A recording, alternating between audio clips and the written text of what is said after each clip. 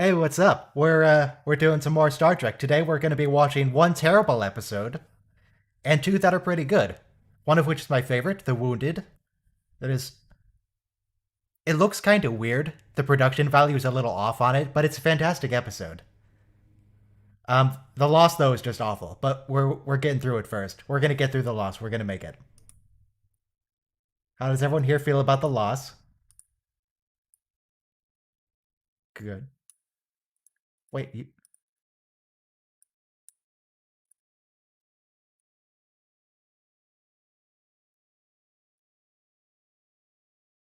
yeah,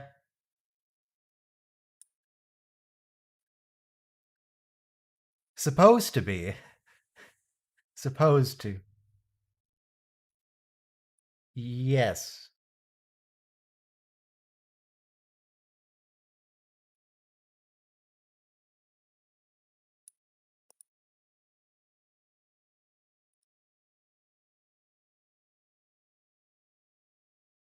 Oh, is everyone else very quiet? Don't worry, I can fix that. I can fix it.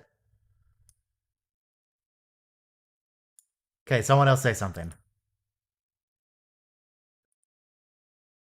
Do re mi, do re mi.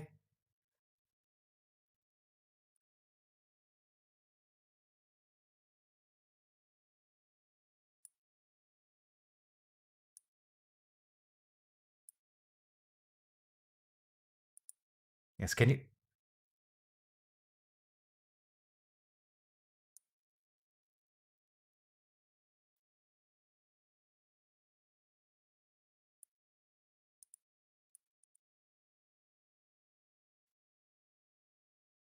hang on? People are saying that they can only hear me, not everyone else. I don't know why. I fixed that last week and I haven't touched it. Um, let's see. Voice meter input.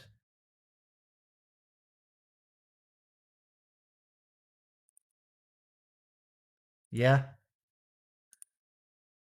Let's see. Off and on again. Okay. Everyone should be able to hear now. Should be okay. Well, yes, I understand it's about a disability and how you react to it, but I think Deanna reacts so badly. Like, I get, it's going to be a traumatic event, but she just turns on everybody. Yeah, the writing and the portrayal, and maybe it's the direction, I don't know. She doesn't come off as somebody who's traumatized and dealing with it. She just comes off as very petulant and childish. Exactly. Yep. I don't know why Deanna Troy is allowed to continue counseling for the duration of the episode when it's very clear she needs counseling herself. She's not up to it. Yeah. Who counsels the counselor? Well, if you have a disabled person, for example, who broke both of his legs and now he can walk, Sure. you won't tell him that, come on, let's run along, and, oh, sorry, you can't, because that's kind of, it's not encouraging. Yeah, no. Even psychologists will tell you that part of their job is to get, they get therapy amongst each other the whole time. If somebody is clearly incapable of offering good advice because their own situation is distracting them from being able to, they shouldn't really be counseling people. Yeah, Is this, relieved of duty. is this the episode where she tells someone you'd be better off on a transport ship or something? I don't remember that line specifically. I know she's counseling Don't some think lady so. in this episode. I think about a relationship. Oh no, I think that was the one where she was sucking all the negative emotions out of that guy so he could do Oh negotiation. yeah. Another really bad Troy episode. Yeah. Fortunately for the analysis of this episode, we have an actual psychologist who can point out everything that's good or bad about this. Hopefully, Oh, who's that? DB, That's Deblo Smith. Okay. I can tell you how absolutely horrible Troy is as a counselor or a psychologist. It's so bad. You mean you as a counselor can tell how bad she is as a counselor, or you as a counselor can tell how bad she is as somebody who's suffering? How bad she is as a counselor. herself. Okay. Yeah. Professional critique. Okay. Yeah. I promise I will not be actually the whole episode. But Yeah, there's Do it. You know It's you good want view. to. but I Yeah, there's- want to because it's so bad. All right, everyone be queued up to the loss we're about to start. Press play in 5, 4, 3, 2, 1, play. I don't really remember anything else that happens in this episode other than Counselor Troy having counseling issues. Oh, her husband died. That's what happened. And you need to switch the video. Man, I'm so good at this. I'm so professional. Just the best. Oh yeah. I also a big part of this episode. This actress's performance just grates on me as well. It's fine. She's just acting like nothing's wrong, so therefore nothing is wrong, right? She's cool with it. She doesn't mind her husband's death. Well, as I'm not a counselor, but if somebody's telling this to me, if I were a counselor, I would immediately know that there's something wrong. And I don't even need to be telepath. Now, Yeah, Hannah she's- in the chat is right. See, what bugs me about her character is that she's an ensign at her age. Yeah, I The same noticed thing that too happens is when I immediately. see this in movies where you'll have someone who's like 40 and they have 3 Well- stripes on their arm. Like, no. That person's not a senior airman in 45. No. Well, Picard could be ensign his whole life, and he would retire as an ensign. Oh, no, yeah, you'd get it's, kicked out. You would get Yeah, kicked, I you would kinda get think kicked that- out. I kinda We think see that like the 60 to rank thing- 70-year-old ensigns. Yeah, the rank thing in Starfleet doesn't seem like it's a huge deal to some people. I think it's more about, I would be happy if I was an ensign for my entire career and being able to go out in space personally. But I mean, that's a 20th century perspective, of course. Yeah. Oh, that's the thing though, because but that shows you have no initiative. So I could see you getting kicked out because you're not even trying. Well, only if they went in at 18. But this is like the 24th century, right? If everything that's important is about truth, or the first duty is about truth, you can go into Starfleet at 40 or at 45 probably, Yeah. and be an ensign, and you're fine. Oh, career change. Yeah. Yeah. So I know this of, chick with the dead husband, I really like her acting here. You can see, even when she's trying to put on a brave face and act like nothing's wrong with her husband's death, she's still like shaking just slightly. She's trying to keep it in. Doing a good job.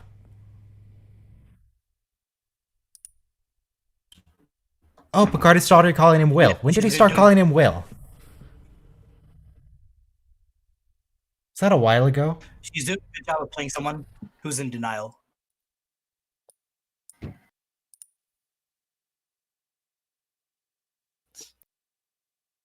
Hi, Lucky guys. Charms. Something appeared directly in our path. Happy Saturday. Elevated levels of interstellar matter. That's called dust. It's literally just Yeah, space dust. space dust. What else is there out there? A black hole that you can see because all the space is black, and the black hole is black. We do And even yet- have micro singularities in Star Trek. Yeah. So those are fun. Yeah. Oh yeah, I forgot about that. I never realized, and well, maybe this isn't true, but I never realized until last year that nobody had ever actually photographed a black hole. So I was thinking, well, so all pictures I've ever seen of it are just artists' impressions, or what? I mean, yeah. Yeah. We just have the one picture. That's Yeah. a lot Either- of stellar I feel photography. betrayed. Either It's- that it's or you're. recolorization. Oh, sorry to interrupt. I No, was gonna my say bad. either that or they're only photographing the effects of the black hole and not the black hole itself.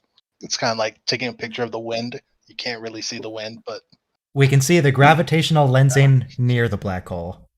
Yeah, because you'll have a lot of radio telescopes will take pictures of stuff, and then all they do is they take that and they just try to extrapolate what it should look like if you took it Yeah. with an actual visual camera. Hmm. Like the movie Interstellar. I think that was the movie. It had that really, really good depiction of a black hole. In fact, the simulation was so good, they discovered something new about black holes. Right. They discovered that how. was very good film. Oh yeah. I still have not seen that one, although it's been highly praised. Oh, and Famous if place for my London. English is not completely great, I'm sorry. It's You're fine. and I can't remember that word. That's okay. That's okay. It's all good. What is your native language? Czech.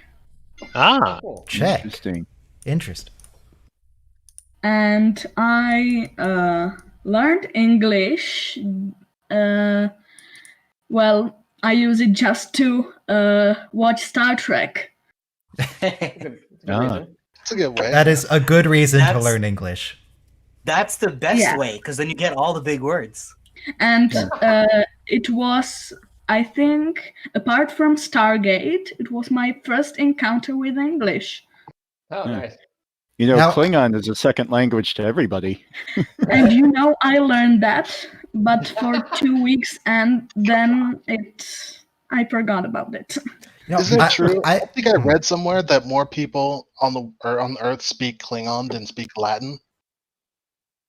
I would not. That's kind of Maybe. sad. I don't think I would doubt that. So I have a question for you. How often on Star Trek do you learn a new word and then learn later it's not actually a real word? It's just nonsense they made up for TV. Yeah. And what is your favorite series of Star Trek Well, mine is Next right Generation. now? Next generation. Yeah. Everybody loves Next Generation. Deep I- Space Nine. DS9. Deep Space Nine, definitely Deep Space Nine. Yes. And You know TNG it. Tomorrow, was. I will. And TNG is something. It was first Star Trek I saw every time in odpoledne. Oh, well, What, did we just get an inverse thank you, Mr. Data? No, thank You know- you, Data. The episode. Are we watching Clues this time? No, not This is today. the No, Lost. that's next week. Okay. But Clues was probably like my second episode, and that's what got me hooked onto TNG. So I just love this time. around. well, the TNG was first Star Trek I saw.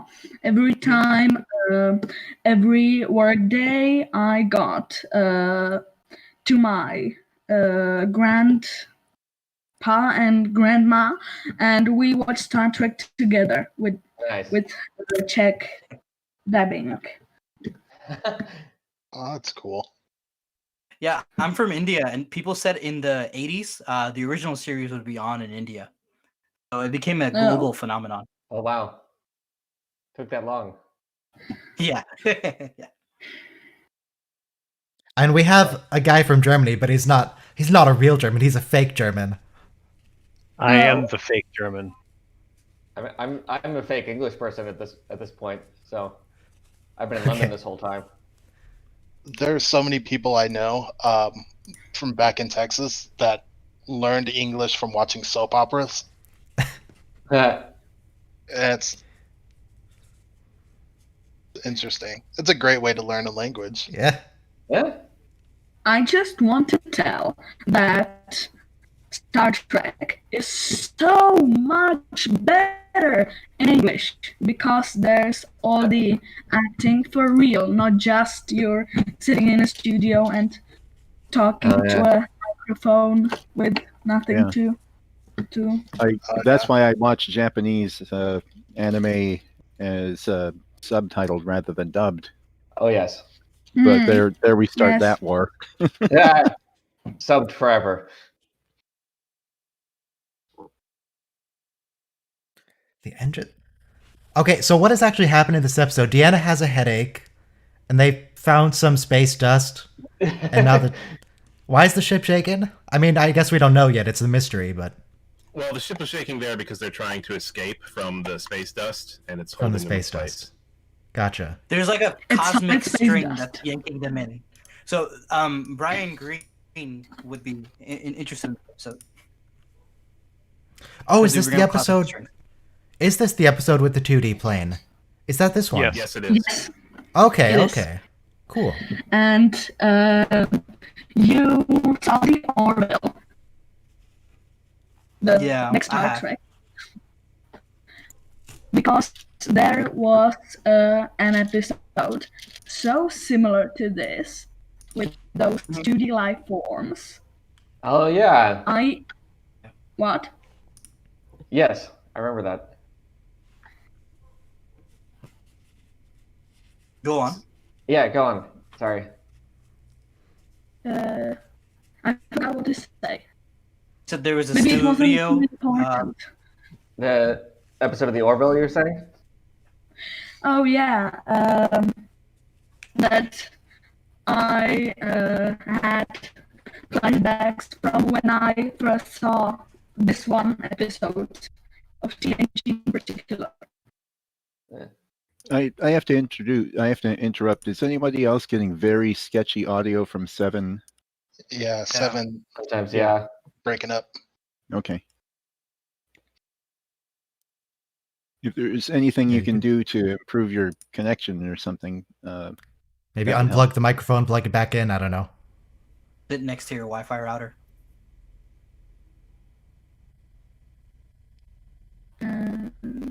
By the way, She Troy senses nothing. does really amazing acting here because, like, I mean, she really seems like a different person. I mean, And what opinion do you have on all the Troy episodes? she's great. Troy episodes are very mixed. Some of them are Yeah. they're either Yeah. excellent, they're really, really good, or they're just awful. No, they're Yeah. all good. Menage a Trois, and next, the one with the Menage a Trois was really good, That was a good one. especially once I figured out what the title was referring to. It's when the three of them get like transporter, like they get possessed by like different alien entities. The three of them. Oh, yeah. That's a different one. Menage a Troy is the one where they get abducted by the Ferengi. Okay, thanks. Oh, I yeah. don't remember the name of the one where they get possessed though. That was Power And- Play. There Right, it is. Yeah, right. Power Play. And then what's the one with the eyes in the dark? That's Night Terrors, right? Coming up. Yes. Yeah. That's That the one- best one. That's the other best. That's also next week or so, isn't it?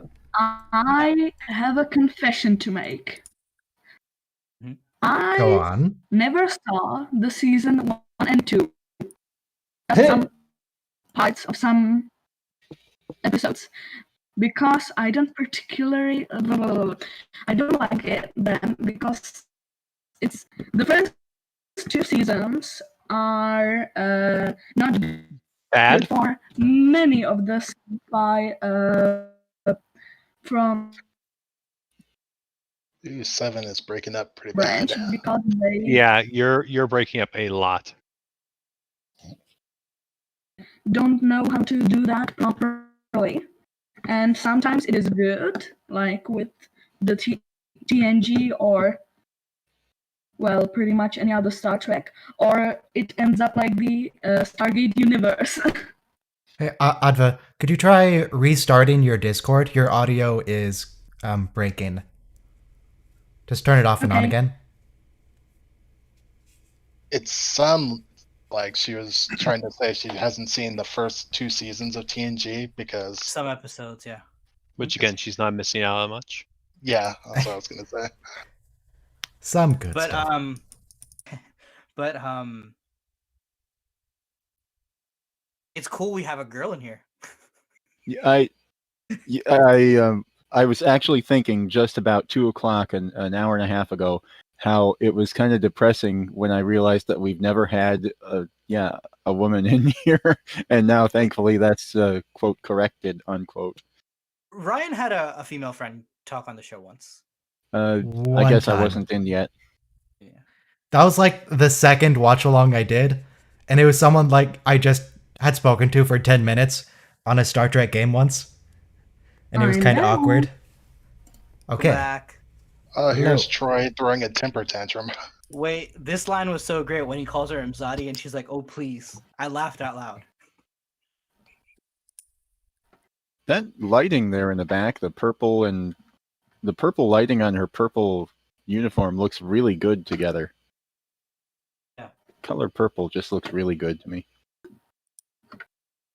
But imagine your lover calls you like honey bun, and you're like, oh please.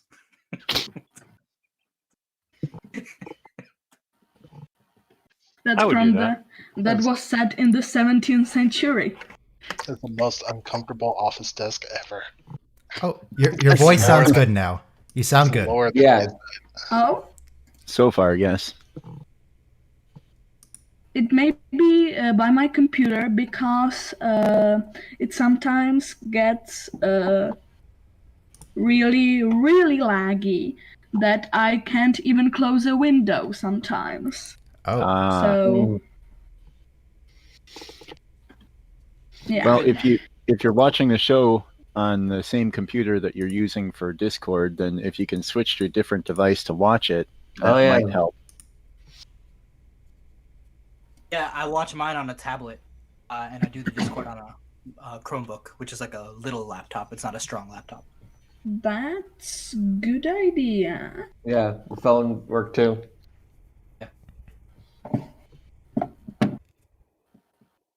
so I yeah, was Troy skin diving is. off the. Coral reef don't worry. Troy is kind of doing the exact same thing as, I don't know her name, but dead husband chick. Troy's just pretending nothing is wrong, like Sing she's Janet perfectly capable Brooks. of carrying on. It's in Brooks. It's in Redhead. Not very self-reflective, this Troy. No.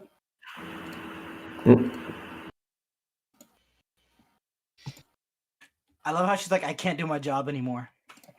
Well, she's wearing a slightly different purple outfit here. True. It's more like maroon or burgundy.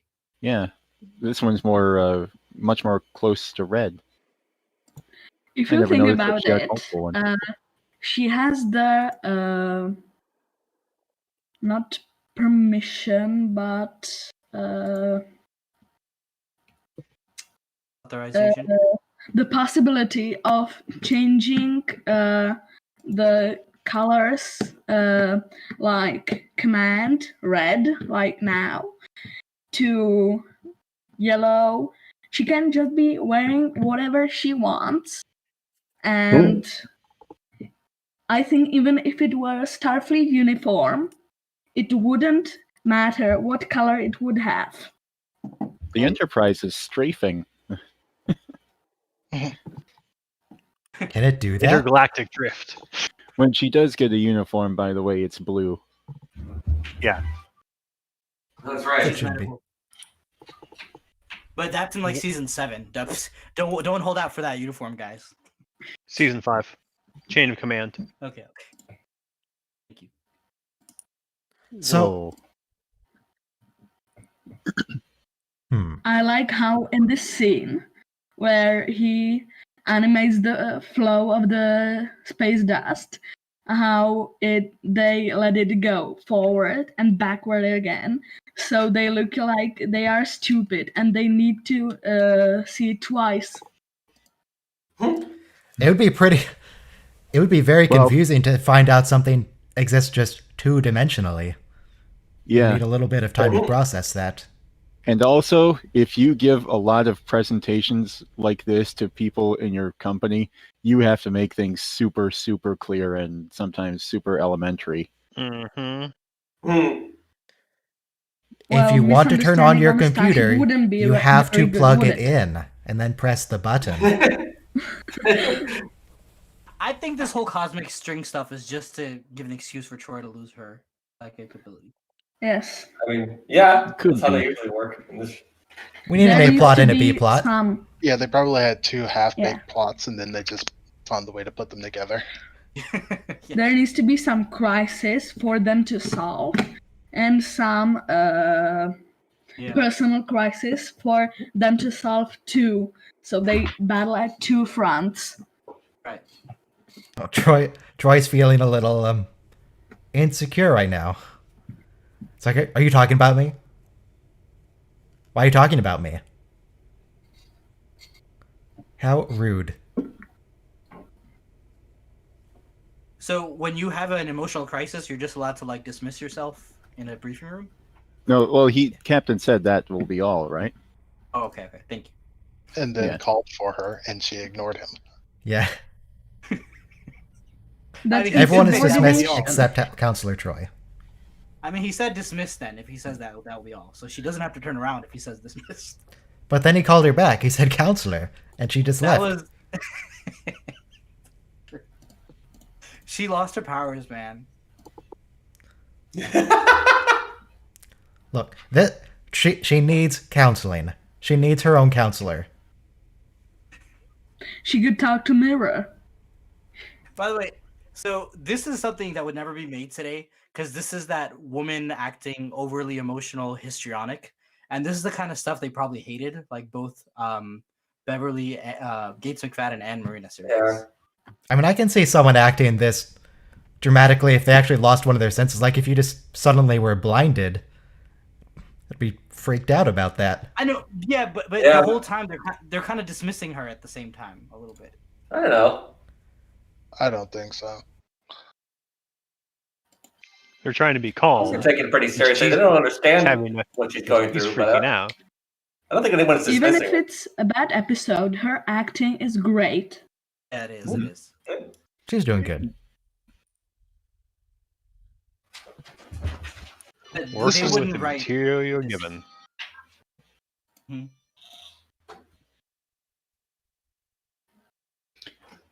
I know the parallel to this is the episode where Worf broke his back. Right, Oh, right. Ensign Brooks, yeah. that's her name. Yeah, but he wasn't crying histrionically, is what I'm trying to say. Right, but Yeah. what I'm Well, saying, He's not He's a on warrior. camera. He was What throwing a fit for Yeah. sure. He was having his little cold fit, like Cold War silence. but the crew was Well- treating him, it seems to me, the same way that they're treating Yeah. Troy. Troy, that seems like a bit of an extreme step. Just leaving your job. You can just like give it a few days. You don't have to just and quit. You can that She is needs a a very pep talk. extreme step. take some time off. Oh, Picard maneuver.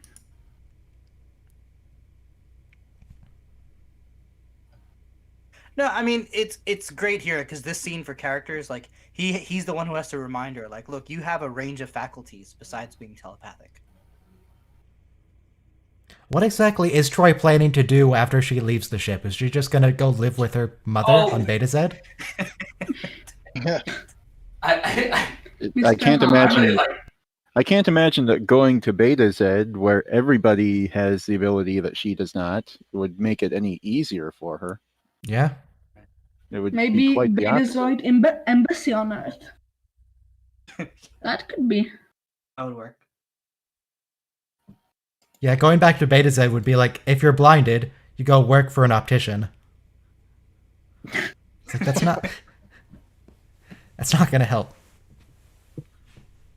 I rather like that little exchange there where she smacks down the idea about their Spare me the inspirational anecdote. that yeah.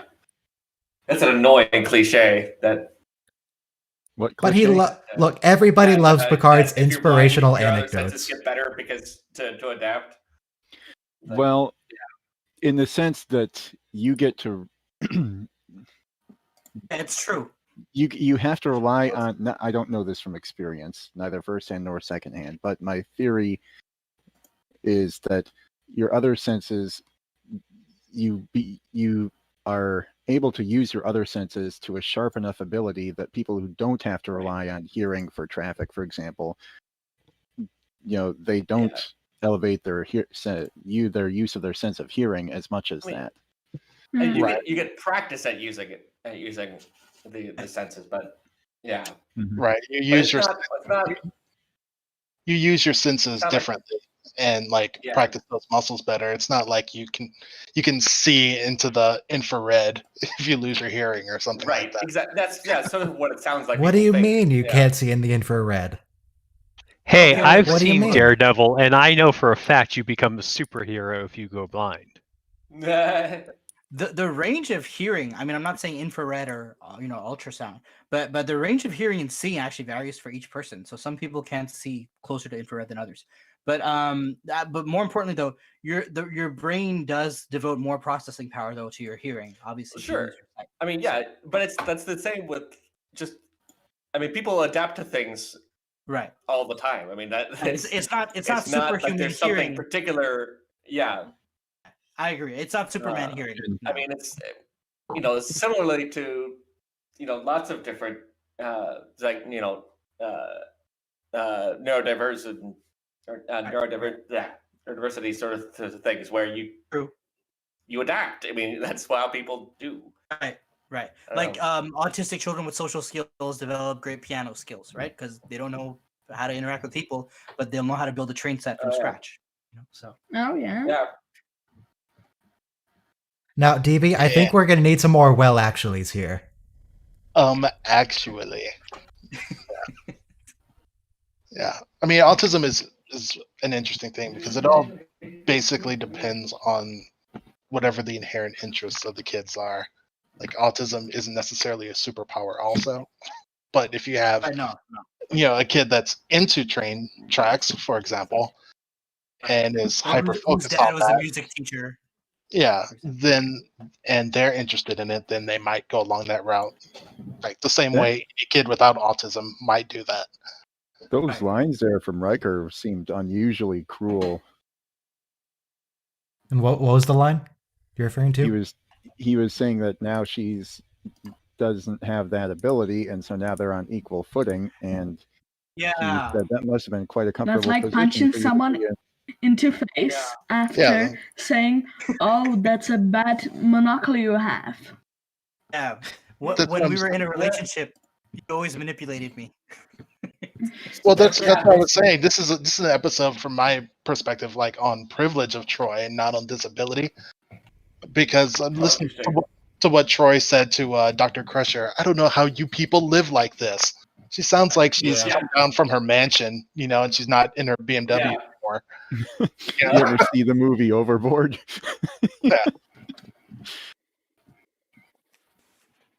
No, that's a very interesting observation for the privilege of Troy. You ever think about how weird it must be just acting like it is a bumpy ride on a set with million cameras and green screen right in front of you? Oh, yeah. Oh yeah. Yeah.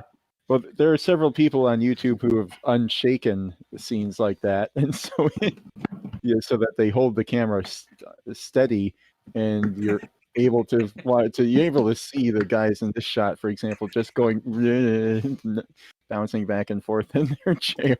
If you There can are also find some that video, I'd interviews. love to see that. There are some interviews where they talk about the shaking. I don't remember which ones, but they think I was it like, was one oh with yeah, the the shaking, and all the people that are in the interview just start shaking in their chairs like they're being shot. In the I think one time, like, TNG the Riker movies, did a. in the TNG movies, the Enterprise E's bridge was actually on like a gimbal, so it could shake a little bit. Yeah. Really? Oh, Yeah. cool. Okay. Wow. Yeah. They went all out. That's a great idea. Movie money there. But in the behind the scenes of the Next Generation special hosted by Riker, he does a joke where he stands at Worf's console and he just pushes a button and the ship starts shaking. He's just talking to us, the audience. Now, here's a perfect example of how Guinan is a better counselor than Deanna, and always has been. Okay. Bill Kuhn put the D-Shake Star Trek thing in there. Okay. Cool. We Thank can you. watch it after this episode. I'll put it on the stream. I'm gonna start shaking in my chair whenever I need a wake up. Then You know what Deanna Troy needs? She needs a hat like that. That would make her a better counselor. That Like would John. help. She just You needs a ever big, saw fancy the hat. bloopers from Star Trek, some of them, where she bumps her hat because it is Yeah. so wide she can't even fit through the door to Picard's office. No, I have not seen that. I will I find think- it and post it to Discord. It's really fun. Yeah, that's from the episode Ensign Really Row. That should be season 6, I think. Season 6 bloopers. Yeah.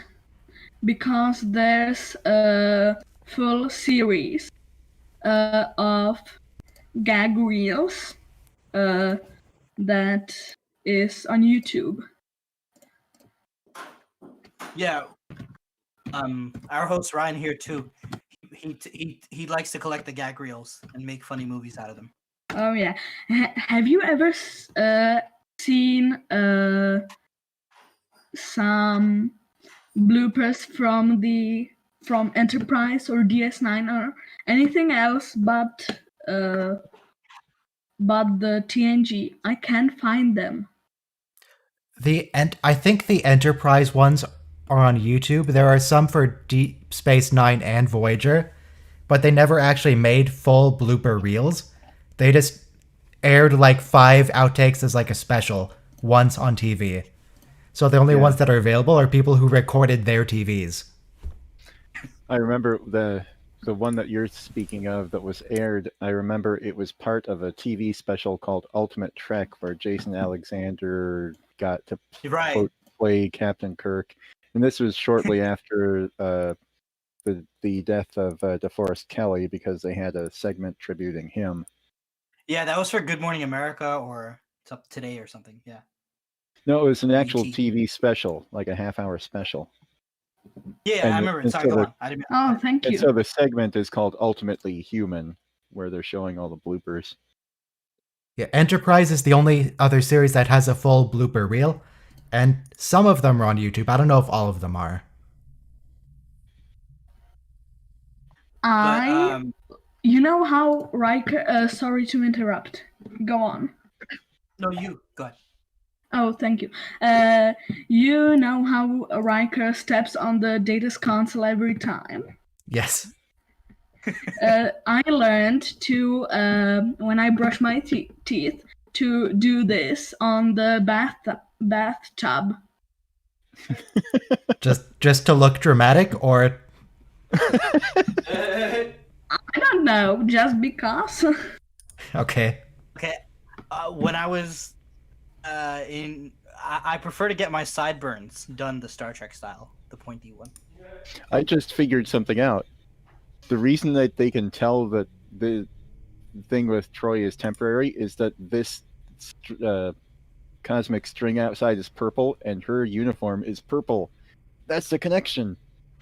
I see. Oh, yeah. Goodness gracious me. What if they just change the filter on the view screen to filter out purple light? Is it really a uniform if only she wears it? Yeah, it was specifically. Oh, I get what you mean. Yeah, what's the uniform? No, she just wears whatever she wants. She doesn't have. The counselor of the ship does not wear a uniform. She wears a catsuit. Yeah. It's an interesting effect they got going on. According to the producers, she was too fat to wear a uniform. I don't believe that. Berman. No, that's not the reason. That's something She Marina was said in an interview. That's why they did it. Oh, okay. I didn't mean to jump on you. But what I'm saying was, though, like Gene Roddenberry did pick her because she was Playboy magazine's Playmate of the Year in '86, and she was the centerfold. And so the thing was, though, she was supposed to be the sexualized component of the show. So I mean, that's why they made her wear the suit. It makes sense. So they're kaboom. What they're trying to do here is get them to go over to the Rift instead of being stuck on the Enterprise. And apparently how you do that is by shooting it. Have they tried sending a distress signal to call for help? That's a pretty basic thing. I mean, this is Star Trek. The nearest ship is probably like 2 months away. Yeah, that would work, though. If you're stuck in a ditch, you call a tow truck.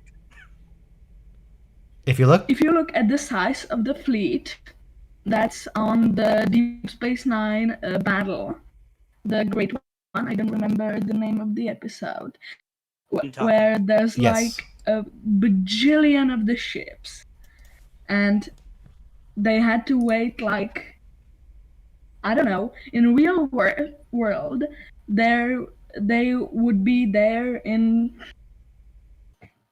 I don't know, to assemble the ships from all the quadrants. It could be like a month, and they get them within 4 Yeah, 5 you're right. days. Yeah. So Ensign Brooks here. Ensign Brooks, not just the chick with the dead husband. Ensign Brooks. She successfully counseled herself after Troy was completely unhelpful. Good for her. Good job, Ensign Brooks. Yeah, that usually happens a lot. Does it actually? It does. It does Okay. actually. Because like the fix in like most psychologists, like the best psychologists, the patients will leave and say, "Man, that person was fucking idiot. They didn't help me at all, but their life is actually a lot better." Because what that does is like that gives the client themselves like the self-efficacy that they need to make the changes in their life. You never want a I'm serious. You never want a psychologist that's like, it's all because of you that I am better. You know, because it's a strong connection. It's like a dependency kind of connection. Yeah, Okay. I can understand that. You don't want that. You want people to feel capable of dealing with their problems in the future? Right. No, and that's the funny thing. Many times, I mean, I don't want to stereotype, but the it's kind of known that like when psychologists have Catholic kind of patients, Catholics are raised in such a rigorous moral kind of code.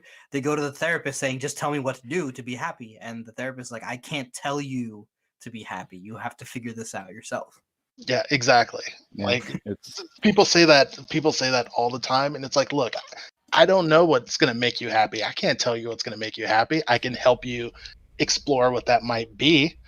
You know, I Now- can help you deal with it getting to that point, but Now, but it's Mr. not Fiddle, the I same think as that was a going to good point, but it always concerns me when you open with not to stereotype, but it's like it's a very concerning turn of phrase. Oh, it's true. I mean, It's the, some I kind didn't of want to. stereotype. no, I get it. I get it. The reason is because like when Catholics go to Catholic school, the nuns would like have a lot of discipline. They would hit you in the hand with a ruler. So you're just raised with this thing of, well, if I follow what everybody else tells me to do, I'll be happy. And then you become a doctor, you become a lawyer, and you're successful, but you're still not happy, as you just learn to follow what society wants. Yeah, Correct. it's not the same as going to confession or getting a prescription.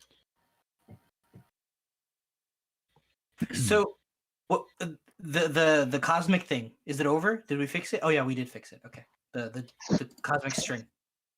Not yet. No, it hasn't been fixed yet. No, we can only fix it after Troy fixes herself.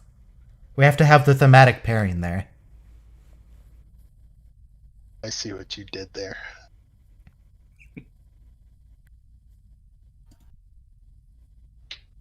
You Good know Troy the famous trick with the corridors on a starship? Because I don't know if it's true for Star Trek, but at least in the Stargate, they will have like a chunk of corridor straight and some.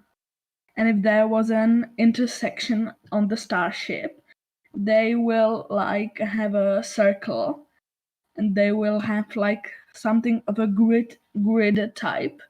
So it just is quite small, and you think that it is big. The Star Trek sets are pretty large. I think on Deep Space Nine, they built like half of the entire promenade. Yeah, So you they can dug a actually walk quarter from of it. Quarks to Yes. to the med bay, to wherever.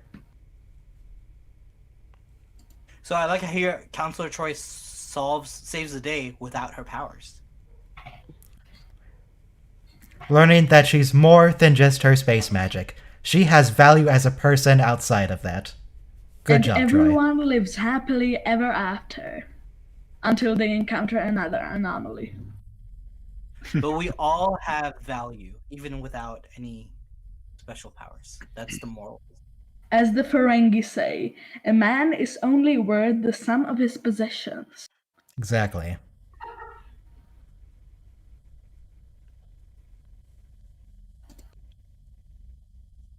I love Patrick Stewart's face here. Like he has to understand and agree with this plot device.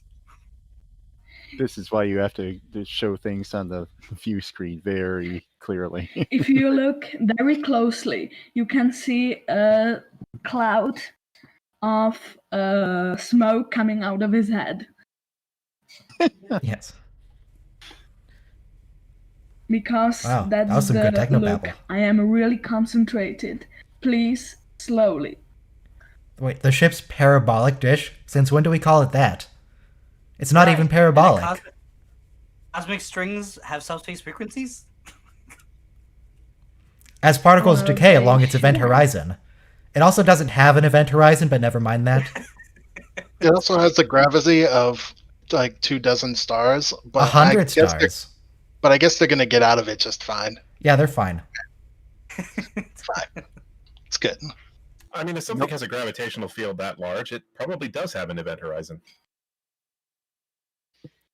I mean, event horizons Well, are... it's not a black It's big. hole yet. It only has...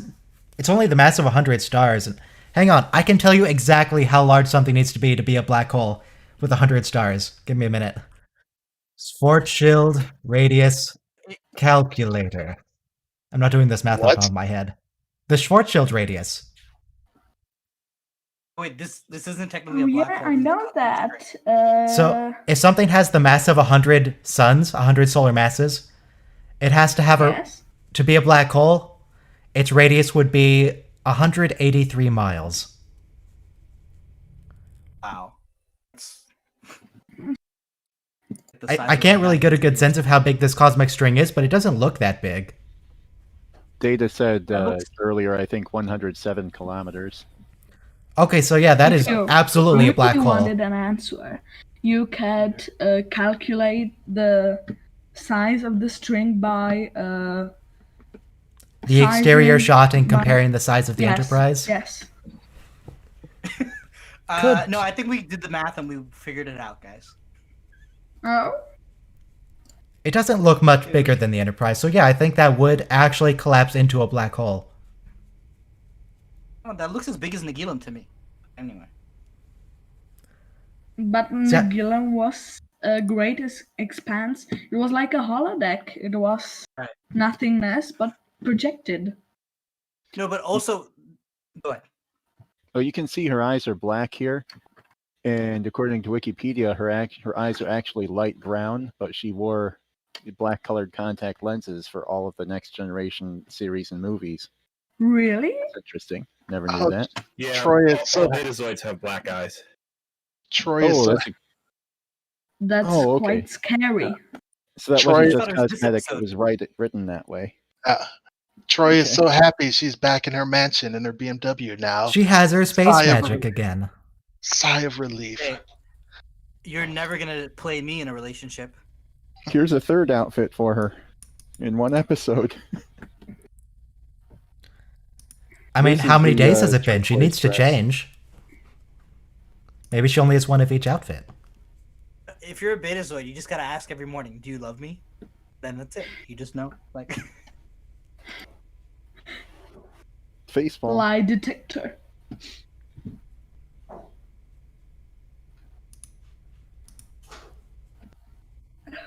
This is so fun talking with some people that love Star Trek as much as me because in my home, here, they don't want to hear about Star Trek at all.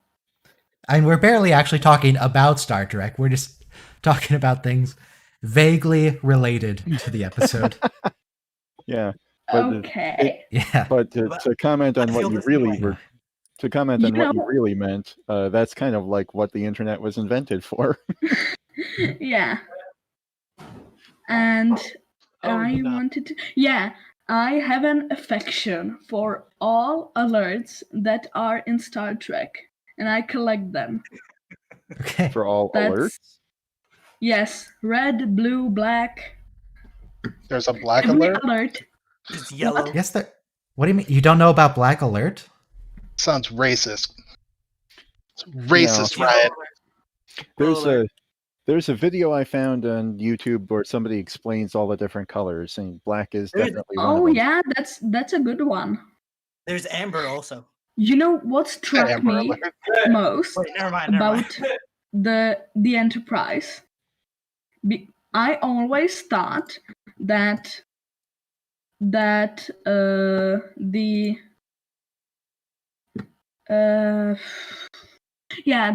impulse engines, that those on the saucer were main, and it's the engineering section that has the main one. That Right. The main impulse drive is on the star drive engineering section, but the Yes. saucer section does have some impulse things, but the main one is not there. Right. yes. There are thrusters on the saucer section too, right? Yes. Oh, That's what yeah. I was thinking of thrusters and confused that with impulse. So All right. So very important. We said we were going to watch it, so we're going to. Someone who, hang on, let's see who. I don't know how to pronounce this. The Zequitube. What is this? What kind of name is this? What is this? Zequitube? Zequitube? The Zequitube, it looks like. The Zequitube. They de-shook Star Trek. So here's what it looks like if you stabilize a frame when they're shaking.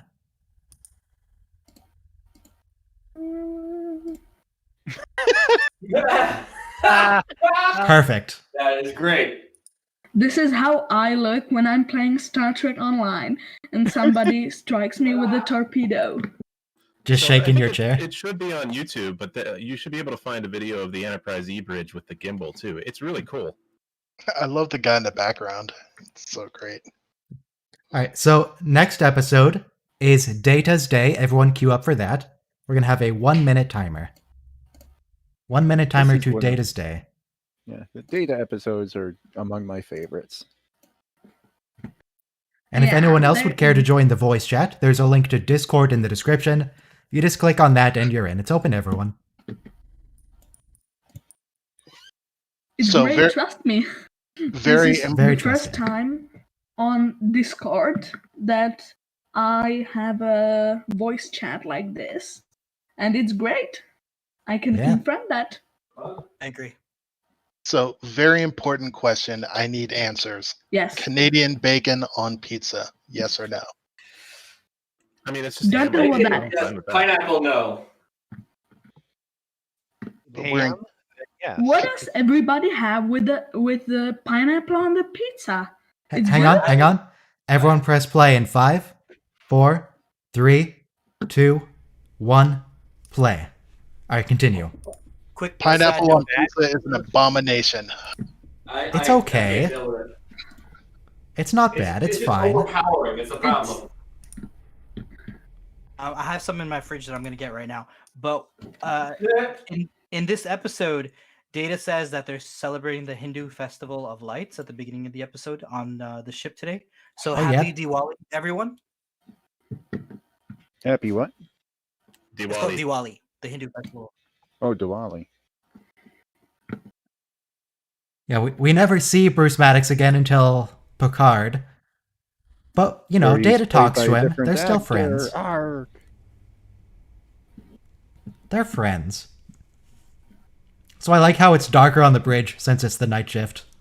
Just keeping it on theme. It looks. Oh great. yeah, I had a question because I do a lot of like I think fanfic it's in this stupid. area. I was wondering if every starship has a different like time code. Is it the same time on every starship? Because Well, it can't. it must be the same time. Because if you remember when they passed through the wormhole, Data says how they sync the time with the Lieutenant J. starbase, so they have to.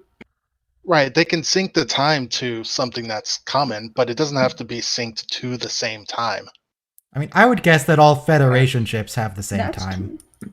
But I would guess too, but imagine if you were work on DS9, for example, as a Bajoran officer, and then you go home for a weekend, let's say. Don't know if it works like that. And They use a You- 26-hour day on Deep Space Nine. Yes. Yeah, the Bajoran day is 26 hours. Oh and yeah, they so sync- it has to be synced.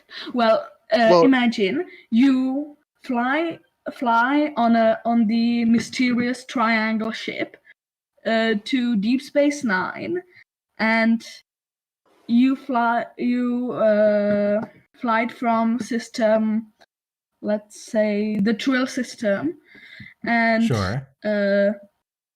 they both have different times, so it must be pretty big jet lag. Right. That's why I'm saying I think it wouldn't matter, and I think it would probably be a danger to Starfleet if all of their ships were on the same time. You have like Starfleet officers on planets and space stations that they have to sync times with all the time. Well, Uh, that's what Stardate is, literally, right? Yeah, Stardate's used for that. I think it would. Oh, it would Data be has good- good news. It's not a time. Oh, what? Oh, it is. He has good news. Gotcha. But by the way, we don't know how Stardates work because they keep making up different things. So you can't be mad at someone for not like grasping the idea of Stardates. They never fleshed. They had a writer's guidance, but they never really wrote how to calculate Stardates. But the No, point I'm is that like, furious. because warp changes space and time, right? Like Stardate takes that into account. And if you warp for too long, it will change the. And that's Yeah. true. We've never seen that, That- though. Like, if the ship is in warp for 2 months, is everybody else older and they're young because they were traveling at light for so long? because within the subspace bubble created by the Alkagari field from a warp drive, nobody is moving. Yes. They are moving Yes, the thank space. They are moving in a They're bubble of shrinking the space. space in front of them, and they're expanding the space behind them. Or sorry, If you're Exactly. at impulse, you're So- traveling at a significant fraction of the speed of light. Which is the other reason why Stardates were created, because they can sync against a standard time index. But, okay, so we also have more practically, we have what's called UTC, Universal Time Code, because daylight saving time and countries change all that. They Which, have by the this way, we credit- should definitely get rid of. It's just needlessly complicated. I Yep. agree with that. I can't wait until we're done with it. They keep saying in Germany we're done with it, and then they keep doing it. It's really annoying. all the satellites and computers in the world, and GPS requires milliseconds. GPS requires millisecond, to be accurate, time. So we're all on UTC or something. But Shelvaku is correcting me. It's My not. god, the TNG intro is so annoying. I can't hear you. You could turn your volume down, right? I'm done though, and Well, apparently I that's made what up I something. did. GMT and UTC is not the same. So, but I was trying to convey something that like computers worldwide do use a universal. Right. I'm saying you can use a universal time for communication and making logs and all that sort of thing, but that doesn't necessarily mean that that 1900 hours on one ship is the Oh, same as and- 0700, See, 1900 somewhere else. Hang I on, hang always on. Oh, figured and that when- Ambassador T'Pel showed up on an ambassador class ship. That was the same kind as the Enterprise C. I mean, it's appropriate. She's an It ambassador. is appropriate. See, I always figured that when ships when they're just traveling around a lot, I always figured they just sync to Earth time. But then And if it's when we are, sorry, Hey, T'Pel. Man, she's such a good Ambassador- Vulcan. Very Vulcan. Her hat's not tall enough. Ambassador makes sense for this era because it wasn't that outdated of a thing. Hello there, not a trader. Data, How you doing? Data, why are you trader? staring? I love this not a trader Vulcan. She's great. Look at her hat. By the It's way- so Vulcan. In She Discovery, is the when we most have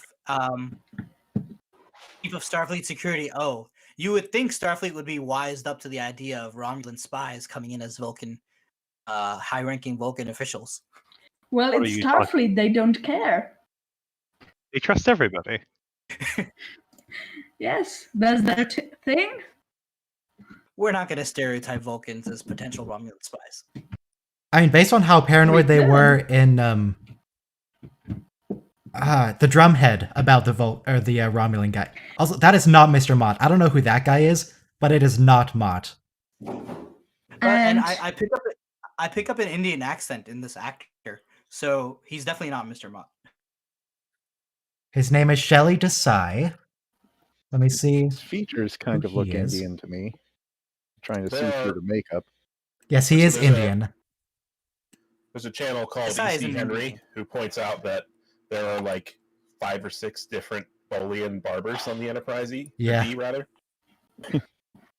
Must be a family business or something, I guess. You lunkhead. Also, the irony of the fact that all Bolians, except for I think women, are bald. So like, why are they good hairstylists? That is it's all about envy. Also, that's not a Bolian in the background. Who's that guy? Oh, here You comes know- the hair color change. the Worf episode where what is it? Where they're all being abducted by the clicking aliens. Mr. Mott wants to cut Worf's hair, and Worf gets like freaked out by the knife. Scissors, but yeah. Holy shit, What that is is he a hair holding? color change. I never noticed that. It Wow. Fancy. even Data is surprised. It always surprised me the tech. I always wanted a tricorder or a phaser, Or scissors. like real, So- so that I could do things with it. So there's a Raspberry Pi tricorder out there now. It's got a few Oh yeah, rudimentary sensors on it, but you can totally make your own tricorder. and I want to show you something. When I was about 4 years old, and I got for birthday a tricorder, this one, and a phaser. I have forgot about them for a very long time, and then I resurrected them, and that's what renewed my interest in Star Trek. Yep, I had both of those growing up Really as well. cool. Those exact same toys. I So didn't what get is- the toys, so I had to get them on eBay 2 years ago. What is the purpose of this room? If Well, what everybody is has this room? a- This is the replicator room. Yeah, so Yeah. I've been thinking. I thought about this when I saw this episode recently. Like, why would there be a replicator room? The only thing For I can figure, big things that can fit in normal replicator. well, the Yes. only thing I can figure is that there are different classes of quarters on the Enterprise D, and like the guest quarters and senior officer quarters are the ones that have replicators in them. Maybe some quarters. Why is don't, Worf but here? there's Just a replimat in the middle of it. Well, Worf, I don't know. It's Yeah. probably the ones in the quarters are specifically food replicators and like food related things. Possibly, yeah. Although I don't see why that would matter. It's the same principle no matter what you're making. matter. It's a matter of Hey. security Security of size of because they have so much security on the Enterprise. It doesn't matter. But Starfleet security, as anything they do, apart from the devices and ships, sucks, because the only thing that Starfleet security are good in, and I think you pointed it out, Ryan, in some of your videos, that they just fall off. When Data gets mad twice, you see them fall over because they get knocked out. When there are boarding parties, they get knocked out. That's the only thing they can do. So this is the scene that we have an outtake for, and it'll come when T'Pel and Picard are walking into the ready room. You know, there are a couple Differ- times Seven. in TNG where somebody pops onto the ship and they want to take over the ship, and it Oh, takes right here? like either Riker or Picard to say, "Hey, shut down command functions." Like, Oh, why would the computers ever be programmed to recognize anybody but actual authorized crew members? Good question. Picard If her hat- didn't fall over. He actually made it through the door. Good for him. Yeah. If her hat was taller, she would have knocked it on the door frame. Yeah, they have But if her standards hat- for hat sizes to avoid that. Her hat her looks like from the Egypt. If her hat was taller, she could be masquerading as a cone head in disguise. Okay. Yeah, it is the crown of Upper Egypt and Lower Egypt. So yeah, so Captain Picard just asked Data to look up just everything about Romulans. Just tell me literally everything the Federation knows about Romulan ships and Romulan fleets. That's going to be so much information. I don't How know, can that be but help- they know everything about Romulan security. You have the Not be Tal Shiar, you helpful. have the Jatvash. They this is are just- not really good at hiding their secret services. This is yet another way that Data is clearly just faking people out about what he does and does not know, because he's like, oh yes, I can call up all of our data on the history of how Romulans have handled border relations with the Federation in like 2 seconds and give Picard a succinct analysis. But I don't know what burning the midnight oil means. Sorry. Yeah, Yeah. Data he doesn't want to scare people until the time is right. He has to bide his time. Hey, Spot. Wait, is Oh, this the that's first way time we more see food. Spot? That's way more food maybe. than there was when he picked it up. It looks like macaroni and cheese. Maybe it is. Also, that shot of Spot kind of freaked me out a little bit, because on the show, not on my screen, there was a little bug that walked past on the on Spot's dish. Oh, Yeah, I and saw that. that reminds me of something.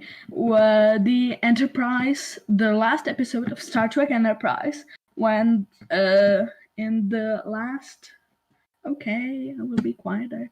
In the last minutes, as the Flock smiles on him, there was a bug on my screen. So it looked like someone photoshopped his mouth to be more smiley. So it looked like it looked very unnatural smile. Maybe I have print screen of that. If I find it, I will send it here. Okay. Yeah, Lucy, little varmint. Data, I think you might be trying too hard. Just talk. No, Data, just talk. I should start doing that at the start of every stream. Like quoting a bunch of like music people can have. It's like, oh, would you prefer this sort of layout? Would you prefer this sort of layout? Can I offer you some jazz? Perhaps this kind of jazz or that kind of jazz? Maybe some blues? What would you like?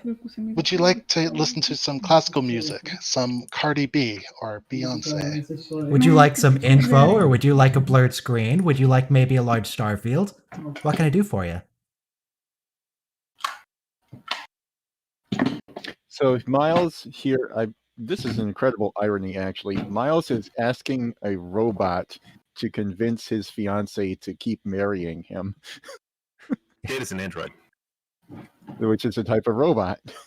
No, I don't know. I'm making Data's fun of pretty the fact clear. that- Data gets very Exactly. offended when you call him a robot, Yeah, I'm just making fun of all the times Data says, I'm an android. not a I'm not robot. trying to correct you. It's just the way it goes. I mean, he does specifically say, I'm an android, not a robot. He gets very offended.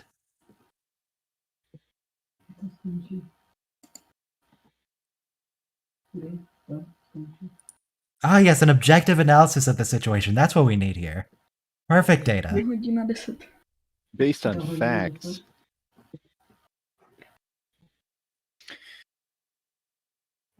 I mean, Data's not wrong. He's just read the room, man. It's not gonna help.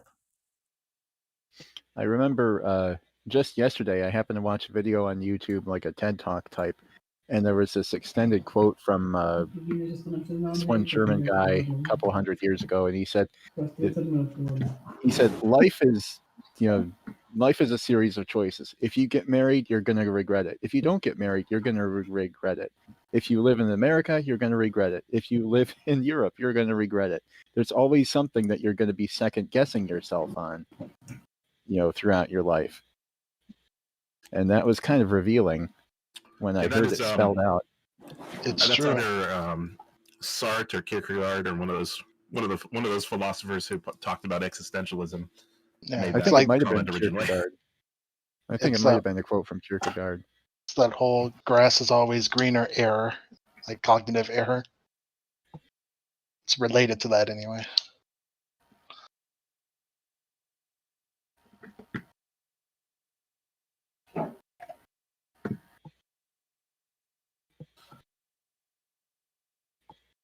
Oh, Troy's room again. Again. Yeah, I thought Nobody ever has any posters of like rock concerts or anything. It's always just this bland art. Yeah, at first I thought this was Keiko's quarters, but I saw the tea, because Keiko is just so aggressively Japanese, I assume she's constantly pouring tea. Constantly. You know what would be amazing? Holodeck Dungeons and Dragons. That You would mean be, like LARPing, but convincingly?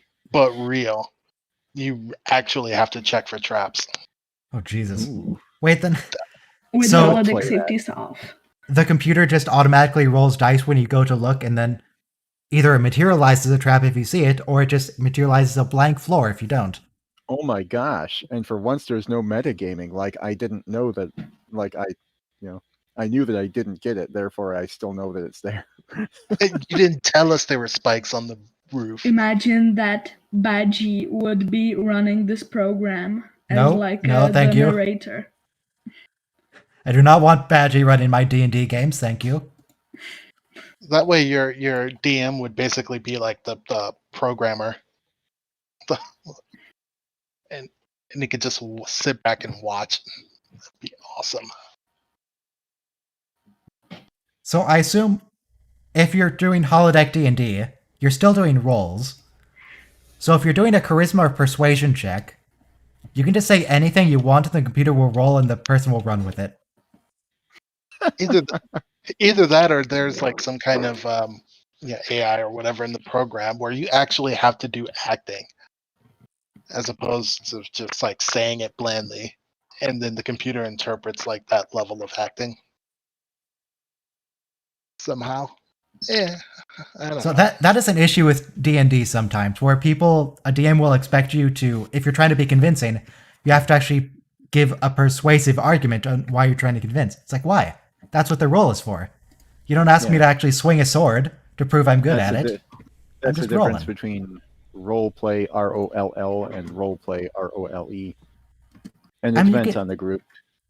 Yeah, you need to put some effort in, but you shouldn't fail a check just because you can't think of anything specific to say if your character is a god of persuasion. She's wearing all these hats to hide the makeup around her ears or whatever. Maybe. This one looks like some weird scuba helmet.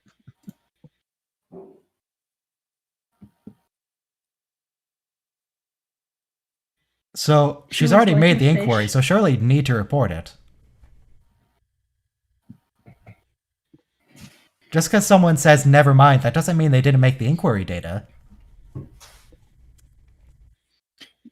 That's true. That Cancel is the re- some hole in data's programming. Cancel the request. I clear my browser history from your memory data.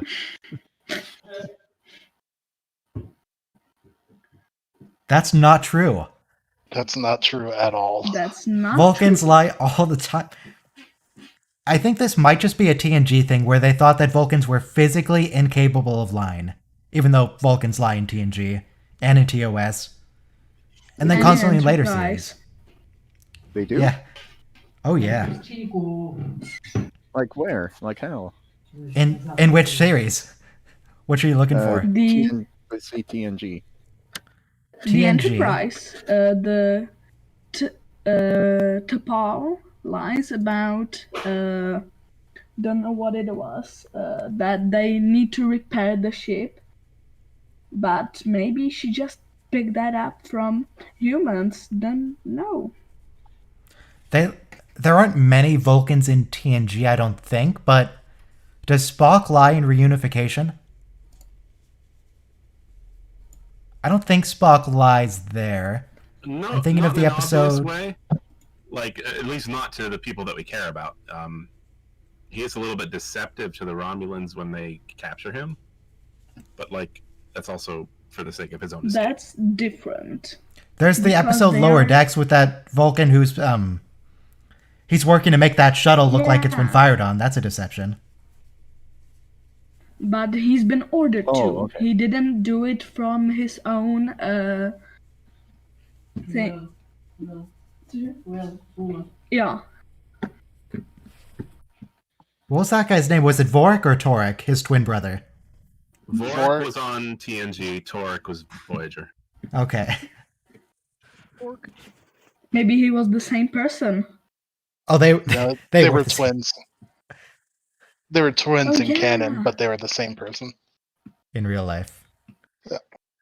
Was that? I think it was Jerry Taylor's nephew or something like that.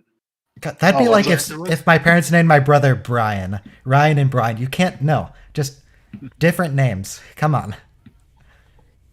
Vorik and Torek. Well, on Home Improvement, their neighbor's name was Wilson W. Wilson. Jeez. Somebody needs to turn that into a GIF where they're both skating. What are you doing, Brent?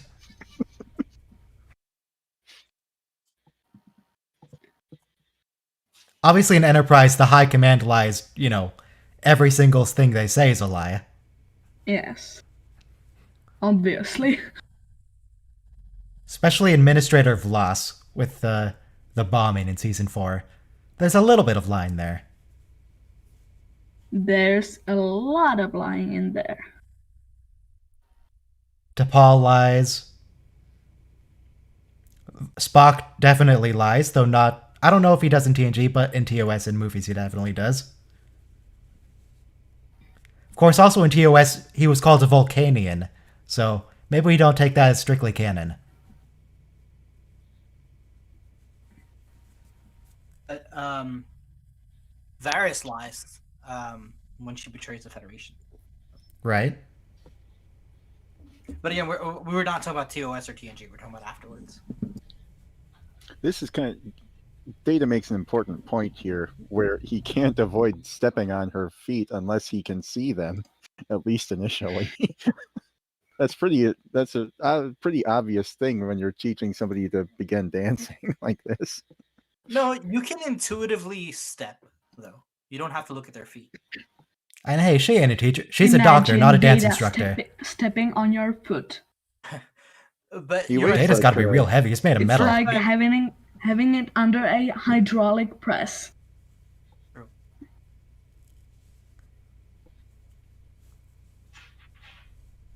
The first time, though, you do have to watch their feet. So she's not a good teacher.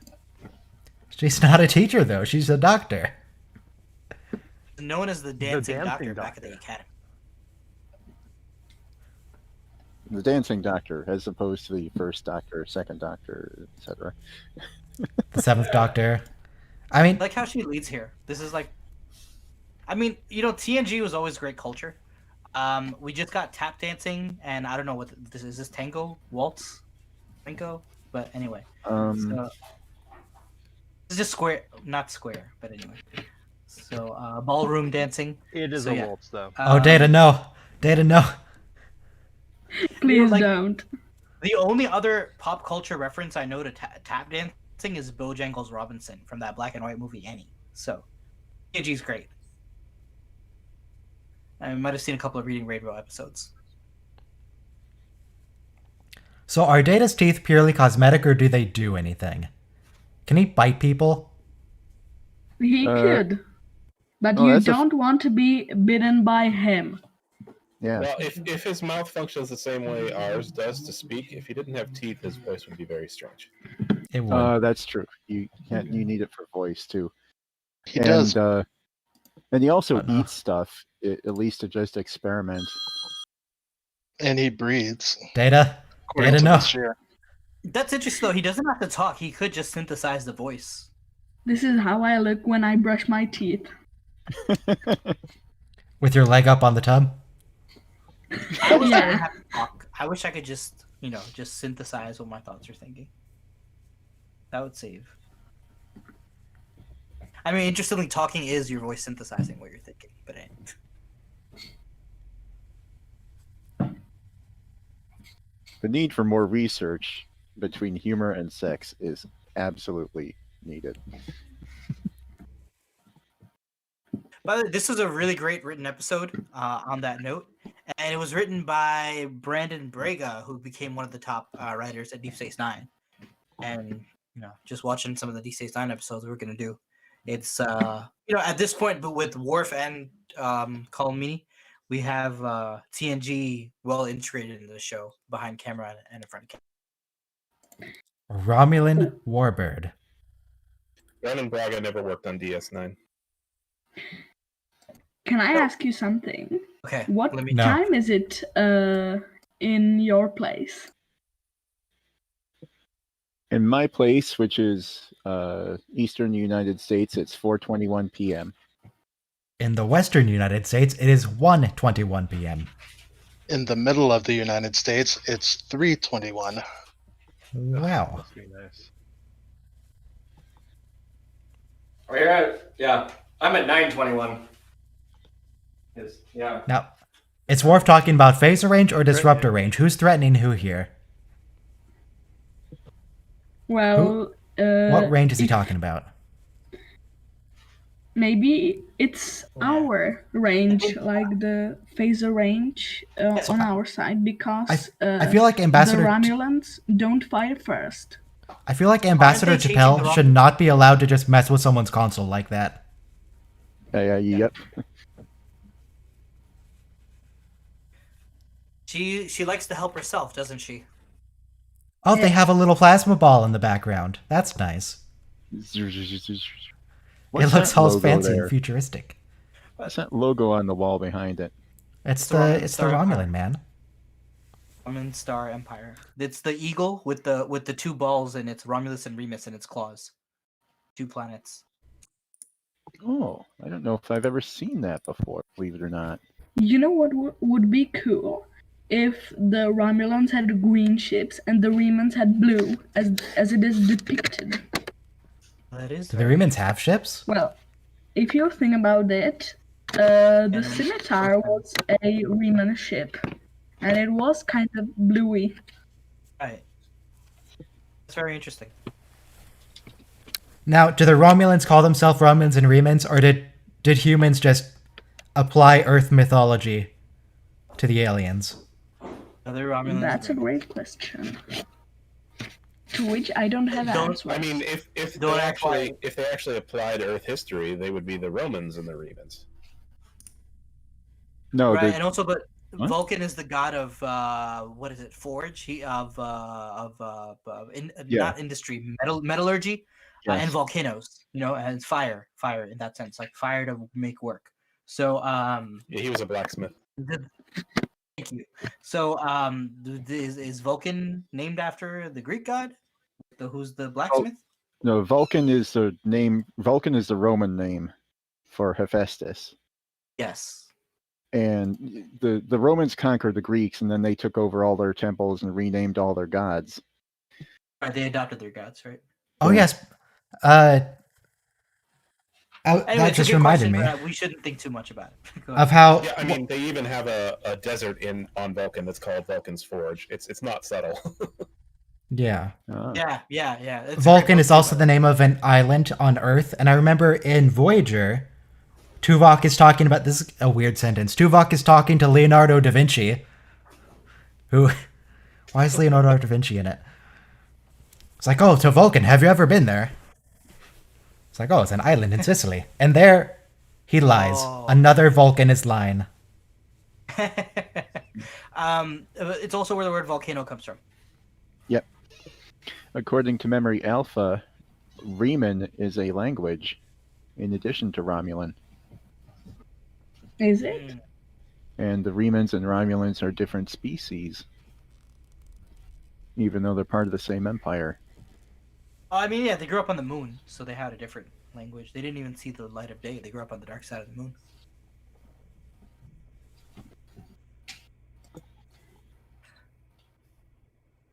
So yeah, the Vulcan here is dead. No more Vulcan to Pell. But when I was thinking about the No transporter more accident, I said, Egyptian hats. when I forgot the premise of the episode what happened.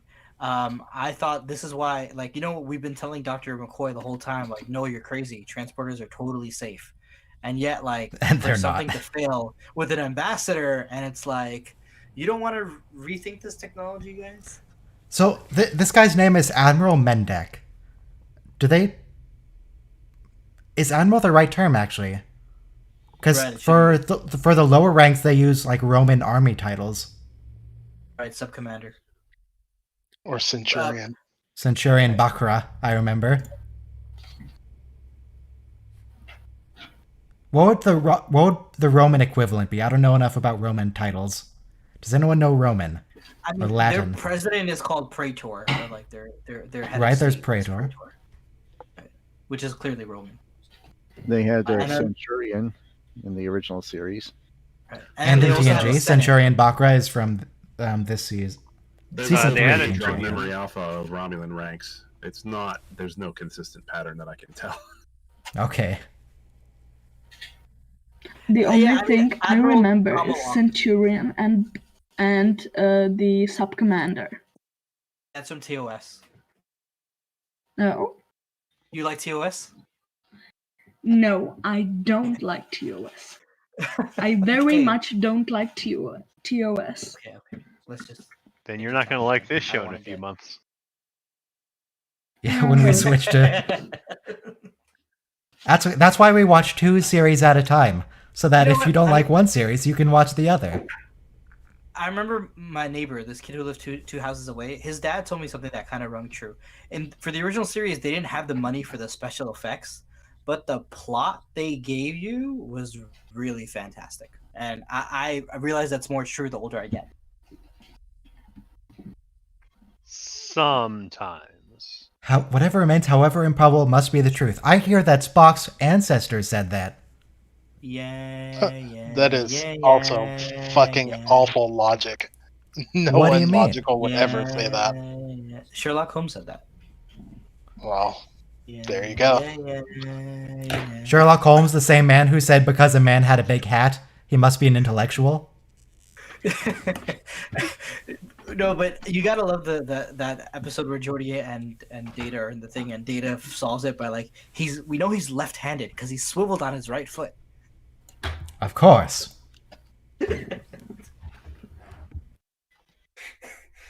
Hey, that God, trick works to get them out of a double holodeck situation. So God, the actual Sherlock Holmes stories are they're weird. They're good, but they're weird.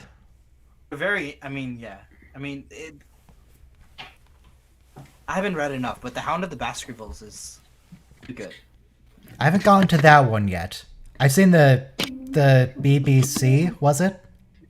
The BBC with Benedict Cumberbatch, that Hound of the Baskervilles. Yeah, BBC. Yeah. I know, we had Wishbone growing up. single I don't know bit if anyone knows errors. what that is. But a little dog who told stories for kids. And so you put a dog in all these fiction tales, and kids would watch the stories of like Three Musketeers with a little dog that barks. I mean, I'd rather watch a version with dogs in it. Yeah, Wishbone. It's a great show. In fact, I very much want a game that's Sherlock Bones: A Study in Grey, where it's But just you know Sherlock what? Holmes, but everyone's a dog. I don't want to give you ideas like that because then if you start like putting dogs into TNG, we're gonna lose all the Blu-ray content that you have to upgrade. But my goal in life is to make sure you remaster the Blu-ray for the fans, so that we have to do the service for the fandom. I mean, you know that's not what I do, right? That's not. I just edit that's clips not what you together, man. My I'm the channel's same. just a glorified clip show. True. I feel betrayed. Well, this show is about I feel betrayal, amused. so there's gonna be a lot of feel- betrayal this episode. I feel amused. Okay, good. Why do you feel betrayed, Seven?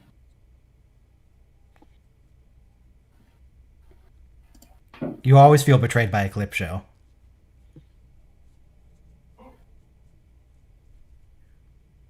But I love this Nobody part ever because- contacts Starfleet and awaits further instructions. That never happens. Doesn't that happen constantly in the original series, though? I don't know. I've Here- only seen it once, and it was a long time ago. But even here, when he tells the Romulan admiral, like, we're gonna leave, let me just contact my thing and see if we can negotiate. And again, like, no one contacts Starfleet. Fun fact, you know from where my name comes from? The nickname? Where? I needed Seven some Nadva. nickname. Sadva. Yeah. I needed a nickname for a game, and I bashed the keyboard. I edited it to be better looking, and it became a nickname for everything. That's exactly how I got, not this one, but the one I How use in convenient games. that he is standing over to the right. Yeah, that's Wow, roughly look where how much Gyrax space came there from is. when I was in like 6th grade. I just needed a name for a game, and I didn't quite bash the keyboard, but almost. Random combinations of letters until something looked like a name. So the funny thing is, this Romulan admiral has been filmed in this like 2-person shot the whole time. Like ever since we met him, he's been. Oh, he's got on his screen. R2D2 there I, next to yeah, him. we just Yeah, need a good yeah. shot of the plasma ball. The plasma ball. It's very important. But I mean, T'Pel was on the Enterprise, but it's almost like she was standing off stage the whole Oh. time. More examples of the screen actually being 3D. We're looking from the side, and it's actually you see the side of the Romulan. Yeah. Oh, that's true. That happens many times. Yeah, the screens are actually holographic. They're 3D. So the technology from Discovery is nothing new. Yeah, Discovery. A lot of things that people complain about Discovery, you can totally find in all the other series. It's just sometimes they're less obvious in the other series. Oh, hey, I Chappelle. find those Discovery screens very, very badly made because you can see the background, so you can't assess the situation by the environment. You mean the computer screens? No, the communication screens. Like how they talk to people and it's just the hologram walking around the room you're in. Yes. No, the screen like it.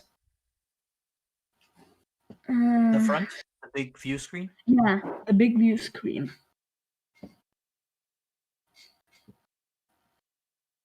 And how do they have so many... Oh, there's an outtake right here. I haven't done it yet. But basically, the outtake is Riker messes up his line. It's like sometimes you get the something, sometimes the gets... And then they just melt into each other's arms again, as they do. Because they love As each they other. always do. By the way, so they were leaving the neutral zone really fast, and then they realized T'Pel is on the ship, so they hit the brakes and hightail back, which is an interesting plot point of the episode. Like, So they got us running around. Does Starfleet Command care that the Romulans had like 5 warbirds in the neutral zone cloaked? Do we care? Is that fine? The Again, Enterprise had it's to leave, Starfleet. but the We Romulans can don't stay. care. Yeah, We should I care. was that was specific that Romulans can be in the neutral zone, and doesn't make it very neutral, but The Romulans are pretty always sure in the the neutral zone. Federation has to stay out. It's Yeah. true. It's only when the Federation enters is it an act of war. The Romulans can violate the neutral zone anytime they want. I'm pretty sure it's not even a violation. Like, no one ever talks about it like it is a violation if the Romulans are in the neutral zone. It's just Yeah, neutral it's only zone is a bad violation word if for they- it. Yeah. it's only a violation if they cross over into the Federation side. So Keiko is Japanese. Does anybody know if like the headdress, for example, that she's wearing is Japanese? And that seems I like assume it pretty is. reflective cloth.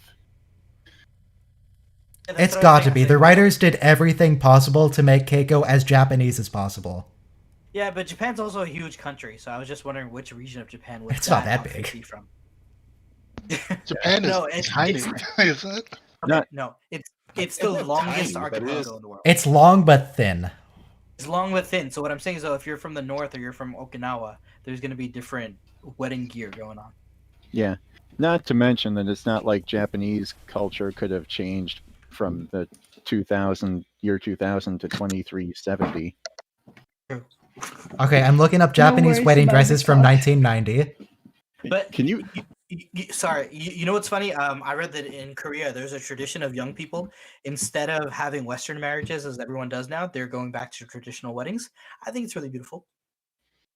Can you imagine how much anime there must be to choose from by the 2364?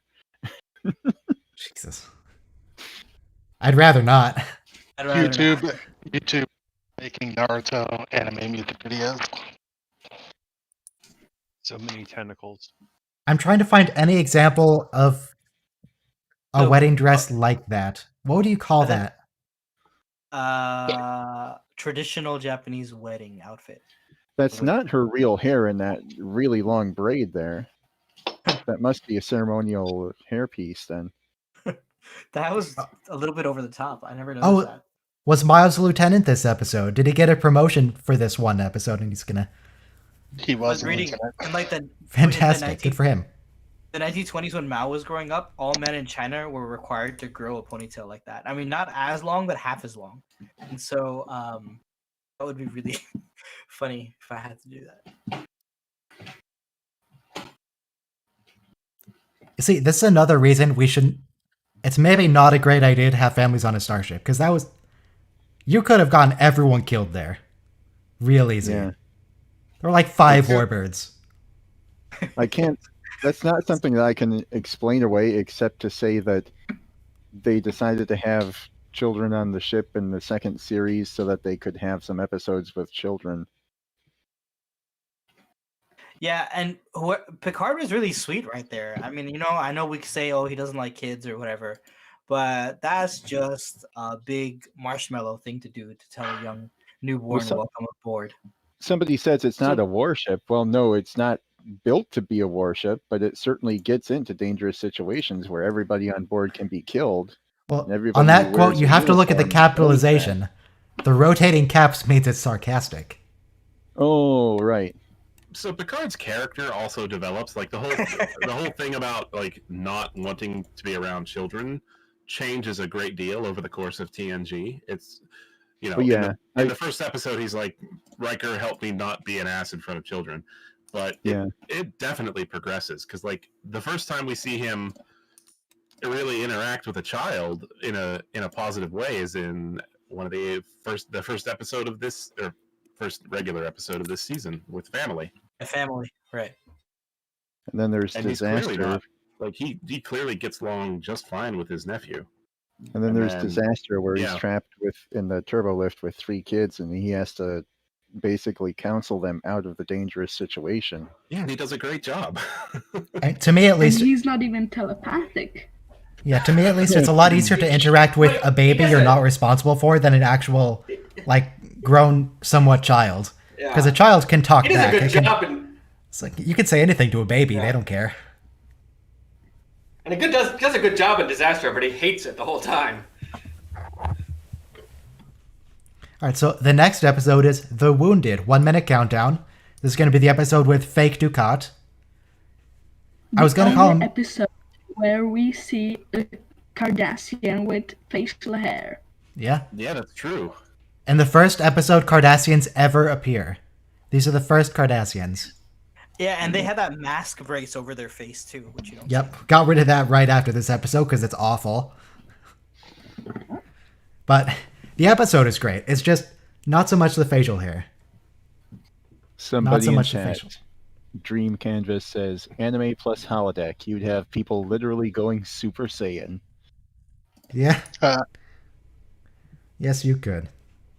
Spend 45 minutes acting like you're constipated. All right. Just about 10 seconds till we start The Wounded. Everyone make sure you're queued up. Skip any ads if you need to. And press play in 5, 4, 3, 2, 1, play. Hashtag Maxwell was right. He was.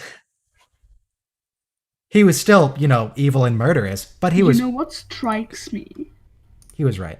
That they use for the entire TNG, they use just... I think it could be a maximum of 7 shots of the Enterprise, just in different situations. It strikes me how it looks different every time. Picard was running away from Cardassians. What a coward.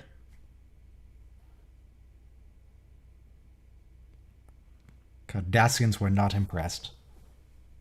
Something done really well in this episode is to describe, because like in fiction, right? Like That's I mean, it's very. racist. I mean, Of Worf, not you. Go on. okay, yeah, I was worried. So, in fiction, right? Like it's called in media res when you start in the middle of things. So this whole episode is about how bad the last 10 years were, or like 15 years, or I don't have the timeline in my head, but of the Cardassian War and how they were all traumatized as young officers, because of it. I made So- a point of this to a fellow Star Trek fan, this scene here, that these two have just gotten married, right? And so Miles is just now getting introduced to what she likes for breakfast. Isn't that the sort of thing that you need to know about somebody to get close enough to them to know to marry them? Yeah. This They scene would've- is sort of they what I'm would've- talking about when I talk about Keiko being aggressively Japanese. This would have been covered, about the second month in their relationship. How do you not know what the other person eats already? Have you never gone to dinner together? Right, and it's totally not PC to say somebody else's food is like, oh, I'm not a fish. Like I think, somebody was trying to give me like these, crackers once from another country. I said it looks like dog food. It's like you don't have to, I mean, I was a kid, and it was a teacher. But I'm just saying though, it's like when you don't have to disparage somebody's food and culture. You should know better. Okay, so O'Brien's mother here cut real meat. So do they enslave animals for food purposes? Because Riker said they do not. Do they just only eat animals that die of old age? Yeah, that They can't be replicate. helped. Or they just don't have factory farms and people go out and hunt. That That would seems- be that would be not enslaving them for food. That's wildly inefficient. True. You just have wild wagyu growing in like northern Japan. Cool. So we go back to bison hunting. I'll do that. No, we had so much trouble with the bison the first time. We nearly got rid of the species. Just leave them alone. I mean, if you had to make everybody, instead of going to the grocery store, individually hunt their own bison, I think they'd probably outnumber in any time. In a quick. Man, I wouldn't know what to do with a bison if I got one. It's just, how do I even deal with that much meat? Yeah, like an Oregon Trail, it's like 800 pounds of meat. Nebula class ship can destroy a Galore class ship within seconds, and the flagship of Starfleet struggles for about 3 minutes. How is that possible? The Cardassian ships are weird. Right here, they're basically just a joke. Picard is not treating hi, them as a Mark. threat. Oh, hey, Mark. But, Mark? yeah, it's Mark. It's Mark Alimo. It's a disco mark. But in the Dominion War, the Cardassians are somehow a major threat. Maybe, like, they put Dominion weapons on the ships. But these No, you're Cardassians right. are a joke. Yeah, Maxwell's ship is on God mode. You're right. This is the first time we see Cardassians, right? Yeah, this is the first Cardassian Yeah. ever. Is fake Ducat. Or I guess since he's the first, then this is the real Ducat, and Gold Ducat is fake Massette. So is Gull a title? Yes. Gull is like captain. It is Captain. There's Gull, which is captain, and Glynn, which is either ensign or lieutenant. Leggett is admiral. Or also president for some reason. Or dictator, rather.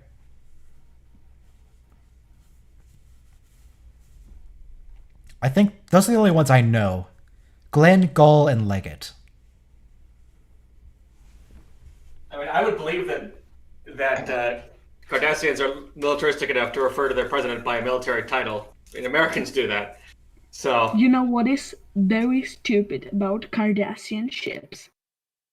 They have their main weapon instead of the navigational dish or the deflector, call it how you want. So they have to be aimed towards the enemy to just fire their main weapon. Yeah. A lot The of guns cannot rotate. the Romulans have the same issue. The Defiant has the same issue. The Yeah. Klingon Bird of Klingons. Prey had the same issue. The Enterprise, the original Enterprise. True. NX-01.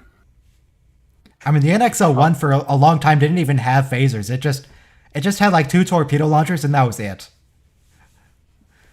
It didn't even have its phase cannons.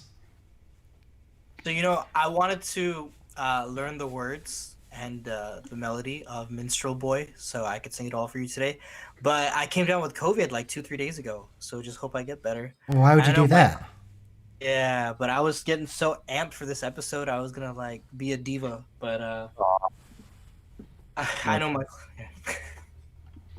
Well, get well soon. Thank you. Maybe we'll wait for a Deep Space Nine episode with O'Brien, and I'll do my Minstrel Boy rendition. The minstrel boy to the war is gone. In the ranks of death, you will find him. I only know the bit that O'Brien sings. I don't know the full song. His father is One heart. question I His lung. need to know. Lower Decks, Picard, or Discovery 3? Lower Decks. I mean, I have a poll about this, and a poll Picard full of and very Discovery angry 3. people for some reason. Everyone is so upset. Apparently, all I have to do to get good viewer participation is just to ask a question that makes them angry. Yeah. Please don't start fights. 7. Datva. Well, Oh, no, I will- And now you know why my social media sucks so much, is because that works for everything. Get people So here's the angry result and of- you get views. Yeah, this wasn't intended to like incite people, but here's the results of the poll. 20% of people said they like Discovery the most, 27% said Picard, and 53% said Lower Decks. And then there's just a bunch of angry people saying, I'd rather watch paint dries. Like, no, none of these are even real Trek shows. They all suck. It's like, come on.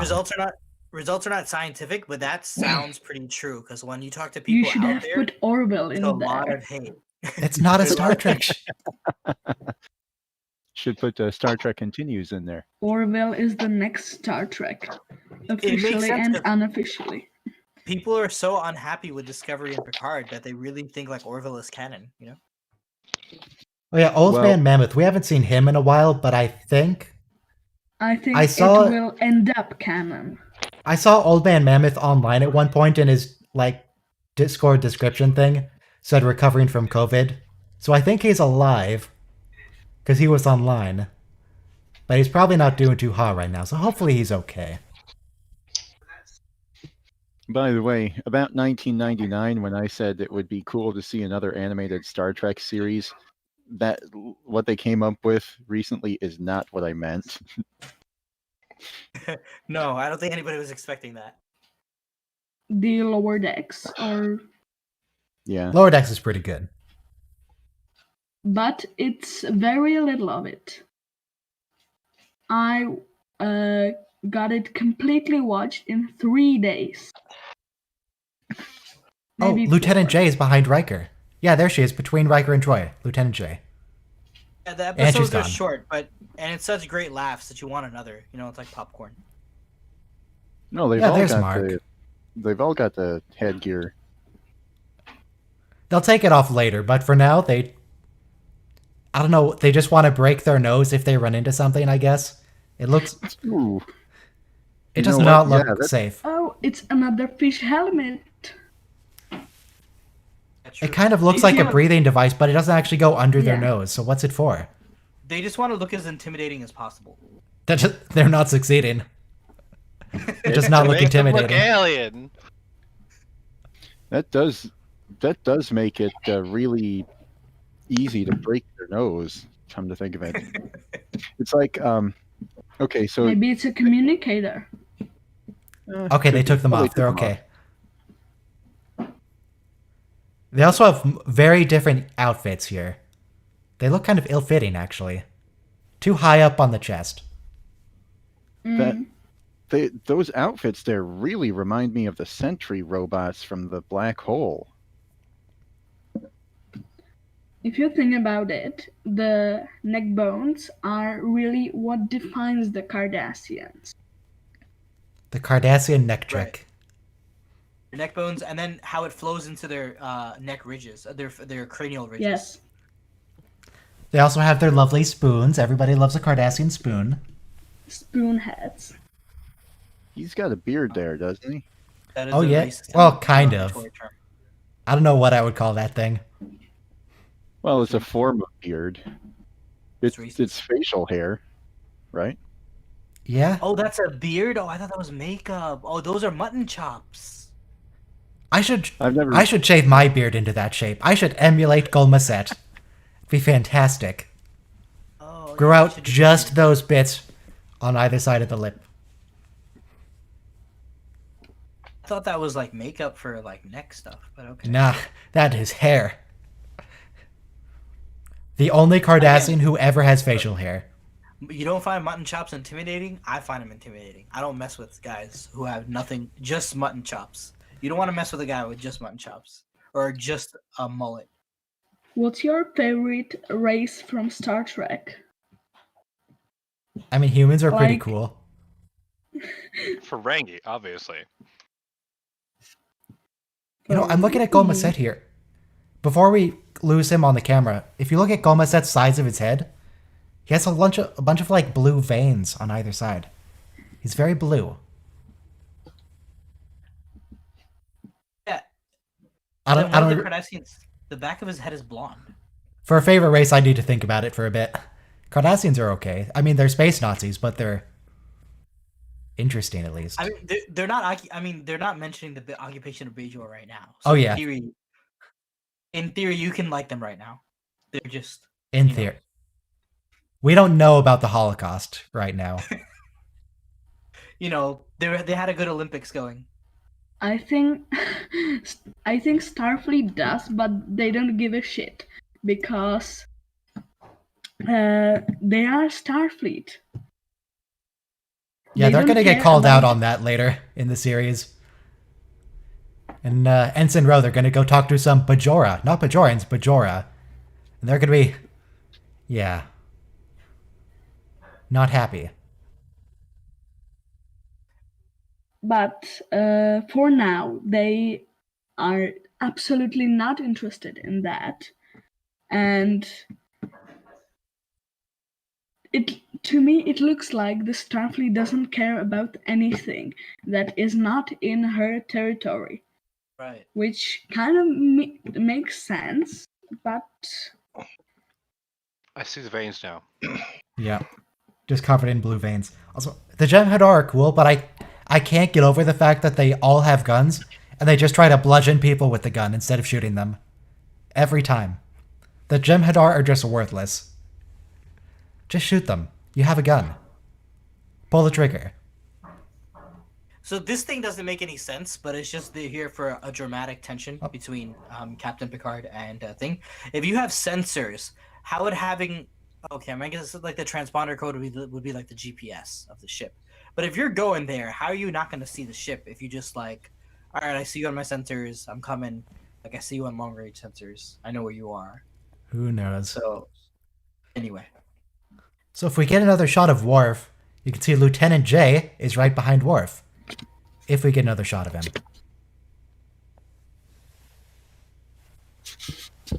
I bet we and what don't. is it about him that is so interesting even?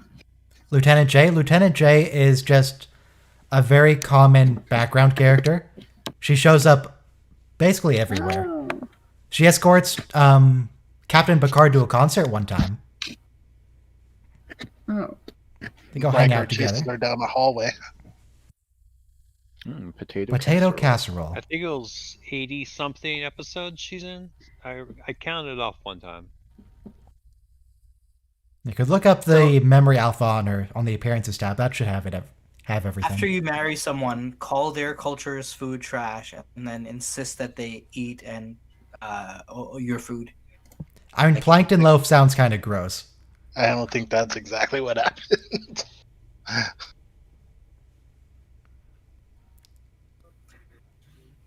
Well, I'm surprised that this married couple haven't cooked for each other. Yeah. What is it that Keiko offered him? Plankton loaf, sea berries, and was it kelp buds? Yeah. Yes. It Thank doesn't. you. I mean, That's way better. I've never had any of that, but it doesn't sound appetizing. Look at that. There's a bonsai tree in the back. And what's that next to it? That's Japanese kettle. stuff. Don't worry about it. Kettle. A tea kettle or a nutcracker or a coffee grinder? That is it the chasan? Is that right? There's some traditional Japanese tea thing, and there's a whole bunch of different items that are called different things. And I mean, I don't speak Japanese. Have you had capers, Ryan? No, I don't actually know what capers are. See, I don't know Irish food either. This is why I don't know what capers are either. It's a bit silly when for potatoes. Am I dumb? Maybe. No, capers are like they sound like tiny fish. They're like small, what are they called? Olives, like black olives. They're really salty. Okay. So yeah, when Keiko asks what are these things and he just says capers, that doesn't help. You have to say what capers are. You can't just give another name. The unhatched eggs of a large. Thank you, Mr. Data. Here we are. Maybe in jeopardy. Caper is a perennial plant that bears rounded, fleshy leaves and large white to white pinkish flowers. Best known for edible flower buds called capers, used as seasoning, and the fruit caper berries, which are usually consumed pickled. Ugh. Yeah, I don't think my grocery store sells capers. Yeah. So look, anytime you're gonna go into a different ethnic grocery store, you're gonna find stuff that's like, what the F is this? Different grocery stores? Nah, man. I live like 2 minutes away from a grocery store, and that's the one I'm gonna go until I die. It is right there. You don't have like a fancy variety one, like where they have all this. I mean, there might be, but they're not closer than just 2 minutes away. So screw that. Okay. You wouldn't want any Parmigiano Reggiano or Pecorino Romano, like some kind. I mean, it's a large enough store. It has Parmesan and oregano and all that stuff. It just doesn't have this capers. No. Okay.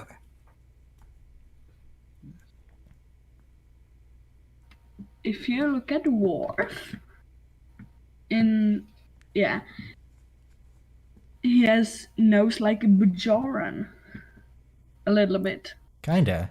Yeah, with the wrinkled nose, yeah. So yeah, the prefix codes of the Phoenix. The prefix codes are the same thing from Wrath of Khan. They called up the prefix codes to disable the Reliant. It worked out much better there. Doesn't work out so hot here. So wait, it's not just tracking, but it's also like control of the ship? Oh yeah. Well, the prefix codes are like the password to the computer. If you enter the password, you get control. Earlier I said something about transponder, which is the GPS location. But the prefix would allow you to take over the computer remotely for the ship. This is one of the only things where the main view screen actually has something other than another person on it, where they're actually looking at the map of what they're doing, you know? There's a lot of combat in this episode, and we never see it. And that's good. Oh, yeah. Combat is very good to see sometimes, but sometimes you don't need it. This is effective. Sometimes it's good for the plot, and sometimes it is best to see it. Yeah, diagrammatically. Like, if we saw the battle near Deep Space Nine with the Klingons, just on a view screen like this, that would be awful. But right here, very effective. Yeah, you're right, 100%. Because the acting of Mark Alimo and everything, like you're getting everything that and Captain Picard over here, he's like not impressed. It's very effective in like giving you the emotions that you need. The Cardassian oval screens. Right. and how they had the strategic map on the Yeah. Yeah, during the Dominion War strategy room. Yeah. that must have been awful That was a great to look map. at. You're right. That was a great map because it was always showing the back and forth according to the founder's point of view. Yeah, why were they at Warp 4 in the first place? That's barely Yeah. moving anywhere. That's what I was thinking. It seemed like I remember. Was it? It was one of the episodes where there's a team on a planet that's having some power failure and everything's blowing up. And only when it actually explodes and people are dying do they increase past low warp. Like, it was pretty urgent in the first place. You don't have the warp speed limitations, just get over there. I think if you keep saying, Warp 9 hit it, the audience like starts to lose the importance of Warp 9. But yeah, this is definitely a Warp 9 kind of event. If they don't want us like- to get used to emergencies, they shouldn't have every single episode be an emergency. It's also kind of like getting on the freeway and only going 40 miles per hour too. Like it was built to go 70 miles per hour. Go.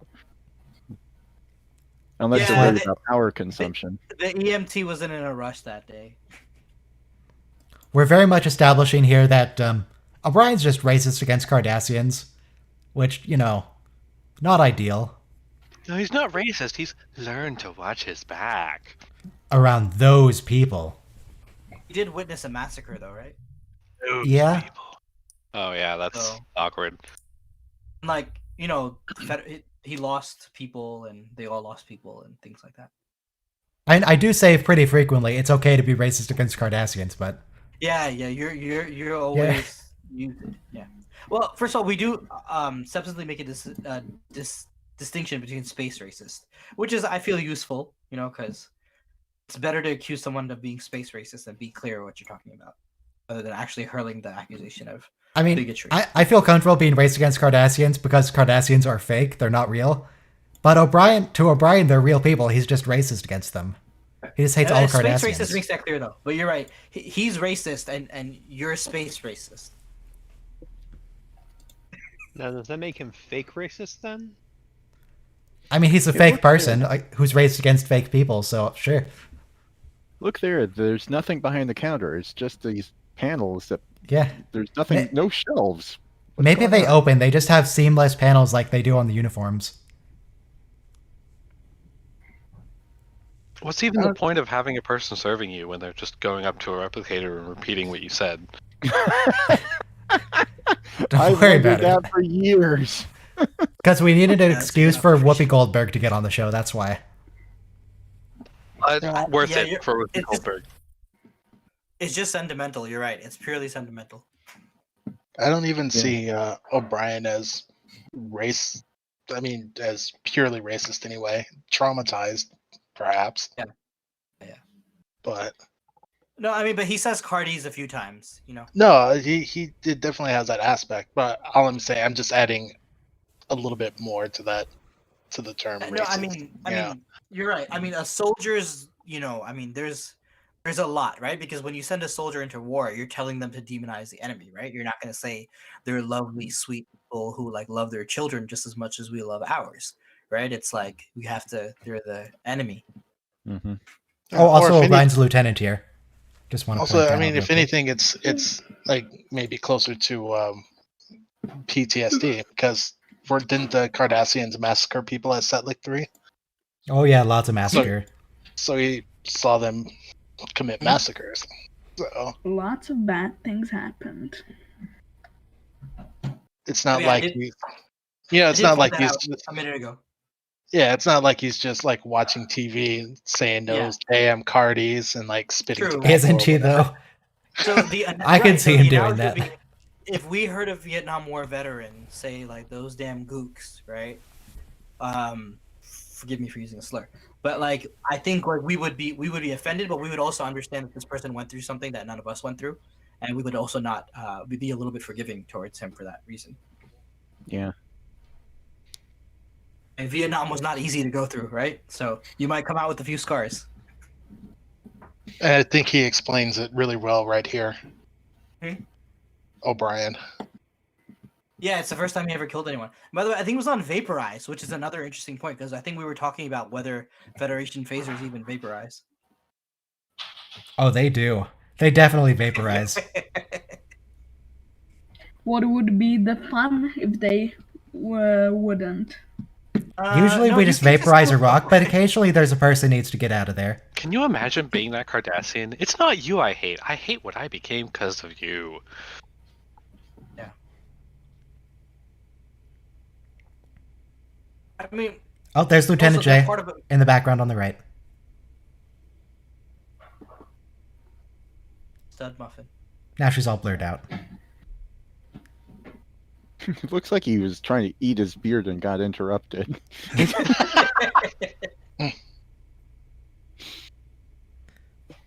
Kind of looks like he lost a bet.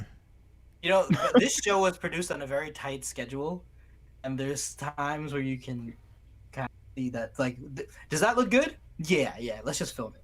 It looks good enough. It looks alien, looks new.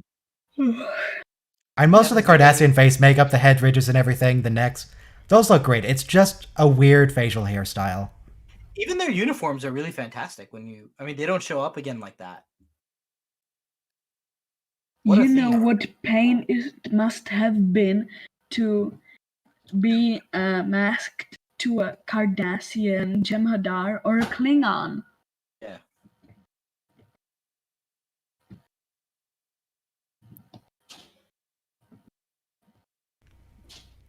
Oh, well, that's comforting, Golmaset. Golmaset's such a nice guy. You know, apart from the supporting military regime that's currently committing a Holocaust. Other than that, Golmaset's pretty cool. And as far as character, though, you really see how Picard is a stand-up guy during the whole episode. Because he has to build trust with the Cardassians. At the same time, he has to do right to a Starfleet officer who's gone rogue. Cardassian smiling. There's something very unsettling about that. Those spoonheads. I mean, yeah, Garrick smiles almost constantly, and it's always, yeah. Ryan Tiberius Kirk, how dare you? What? You one of those Cardi lovers? No. Too Maybe soon. do not. No? Okay. The occupation just ended. Has it actually ended? No, I don't think it's over. Or occupation of who to who? No, The it's occupation just of Vajor kidding. by the Cardassians. Oh my god, I was just kidding. But Oh, well, that was convenient. He just The stopped. Nebula class is So, yeah. a Galaxy class starship, but under a hydraulic press. But Yeah, it's my smaller. brother, when I was 14 watching TNG, my younger brother said it looks like the Galaxy class is crouching.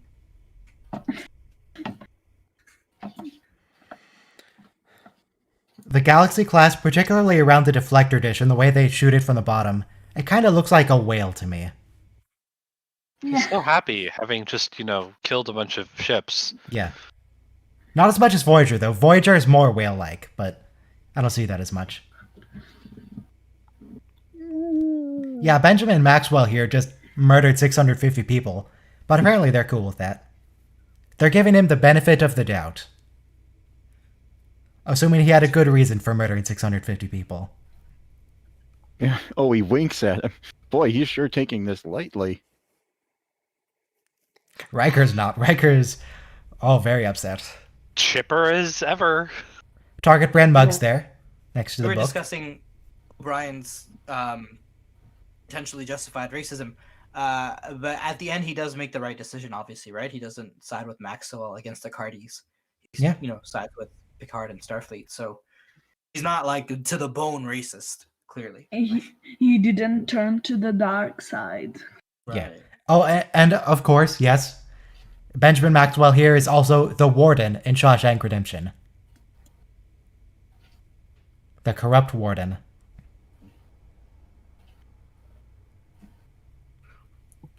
He's acting like he's in a western with that drawl a little bit. And he will never explain why he didn't respond to comms. It's okay. They're letting that go on the assumption that Ben is going to let go of the fact that they gave the Cardis the prefix code. And suddenly his shields just disappeared. But he still won somehow. Yeah, he still won. I mean, he won because he didn't get in weapons range, apparently. Yeah, the Rutledge is on God mode here. No, we're not watching Threshold again after this. We'll watch Threshold again when we actually get to Voyager. We're not watching it again. Well, you aren't. But You guys can watch all the Threshold you want. Threshold, the So, what episode with lizards. What Yes. happened? We watched it like 2 weeks ago. But the thing was, though, just for fun, we did 3 shows, and then someone gave us the idea to watch Threshold, and we did it spontaneously. It was So Threshold's as a joke- birthday. Or the day after, actually. Yes, about to say I'm As- sorry as for a- that. That's my mistake. How could you? No, it was enjoyable. But the funny thing is, we tell Ryan though every week that we're gonna watch Threshold after the show is done, and he hates the idea because we think his time is just for us. I'm going to do nothing but watch Threshold until Just to 12 p.m. spite tomorrow. I am going to do nothing but to go to sleep. So what happened was when Tom Paris achieved Warp 10, we were all stuck in that moment when we were watching Threshold. It's not called Czechoslovakia anymore, is it? Is it Czechia? Two, just Czechoslovakia and Czech Republic. It's Czech Czech Republic, yes. Czech Republic? And Slovakia. Czechoslovakia was... kdy byla naposledy? In the year 1991. Okay, a little while ago. A little out of date. 30 years. It used to be called Bohemia back in the day. Yes, it used to be. Holy Roman Empire Day, 1500. Can we go back to calling Germans Galt? Go back to Galt. Gauls? Not Galt. Well, the place was called Galt. GAUL? Okay. Yeah, the The Gaul was Gauls were France. in France, yes. France. Sorry. Yeah. Germans were Gauls. Get your ancient Germanic tribes right. Come on now. Come Celts.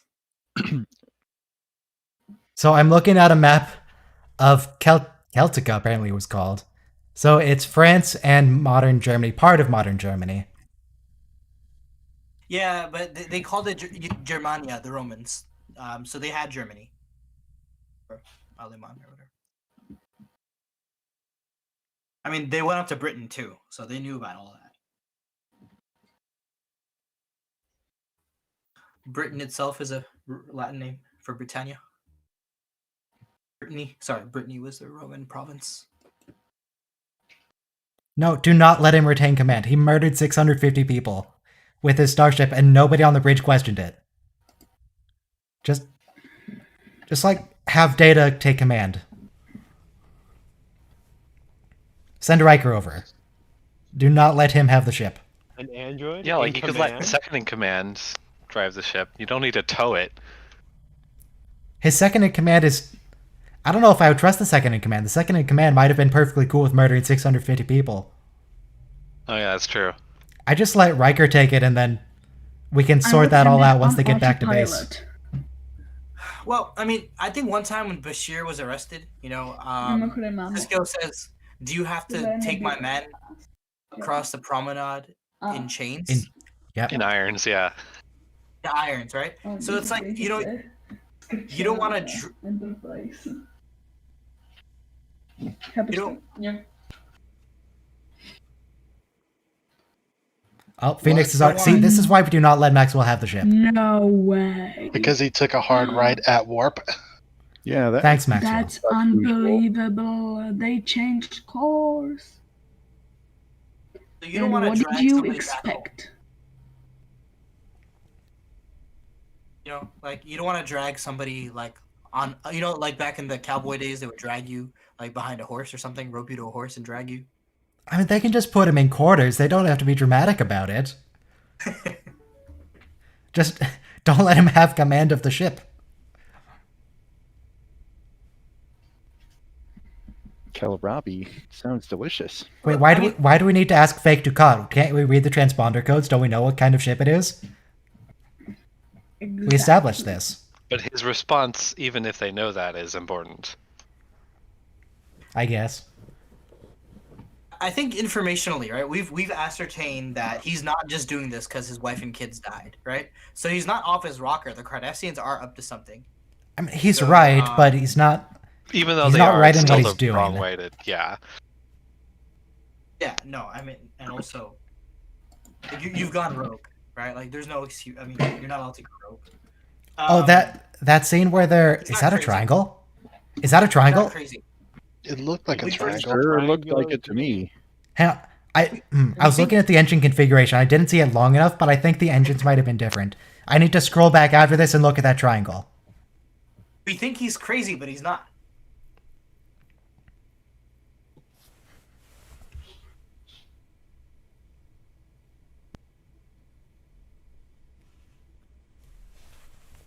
So does no one on the bridge of the Phoenix care about the fact that the Enterprise is hailing them, yelling at them to stand down, threatening to fire on them? Everyone on the bridge is cool with this? Maxwell here is not actually on the bridge. He's in his ready room. Apparently there is nobody else there. There's going to be a debriefing at the starbase where we're going to ascertain who exactly committed mutiny. Nobody, apparently. They should have.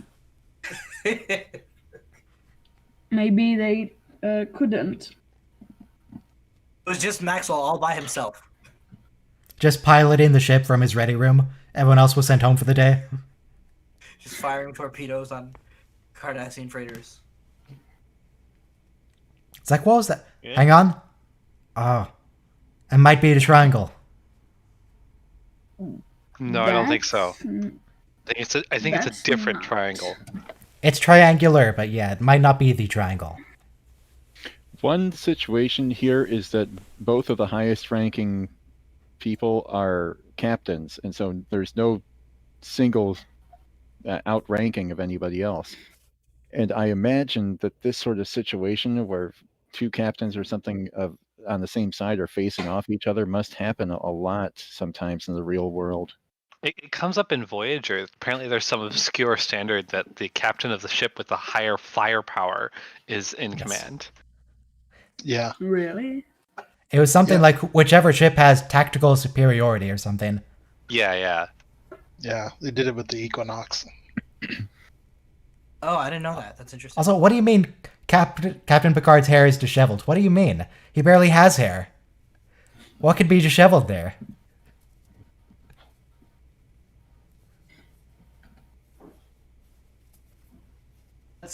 That's a nice triangle, though. So nobody on the bridge, because O'Brien just walked in from the bridge. Nobody on the bridge cared that he beamed in. I think there is nobody on the bridge that he locked them out in quarters. Maybe he was summoned and it was cut on the editing floor. I think there are some extended scenes of this episode. Maybe he teleported into the hallway. That's what I was gonna say. Maybe he just transported into a hallway. No, because he's like really needed here, you know, because he's been the inn. He's our inn guy. I just saw the plaque on the wall there next to the captain. It's not supposed to be in the ready room. It's supposed to be on the bridge. Apparently everything's done in the ready room. Maybe he's just egotistic. Oh, the lighting changed. Well, that's nice. Yeah. It's much less red now.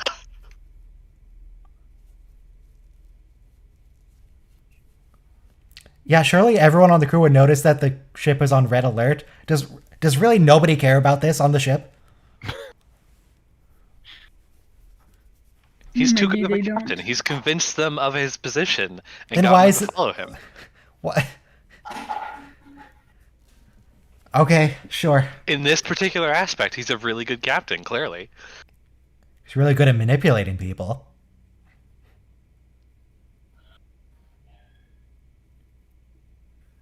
This episode has brilliant tension. You know, because, I mean, it's called The Wounded. It's really about chasing a wounded animal, you know?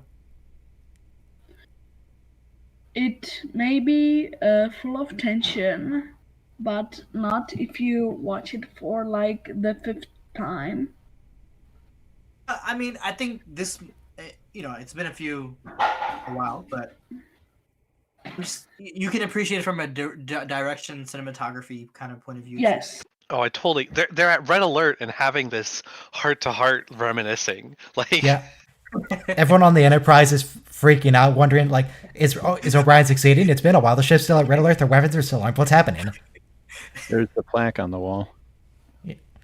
It's like, is O'Brien's communicator active so they can hear what's going on? They know Maxwell's not about to just murder people.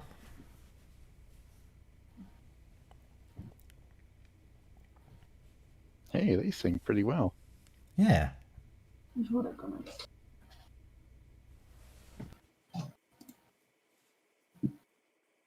Warrior Bard.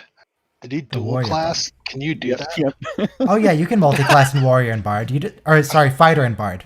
Fighter and Bard. You just have to have the right strength requirement depending on which... You have to meet the strength requirement for Fighter and minimum charisma requirement for Bard. And if you do that, you can multi-class.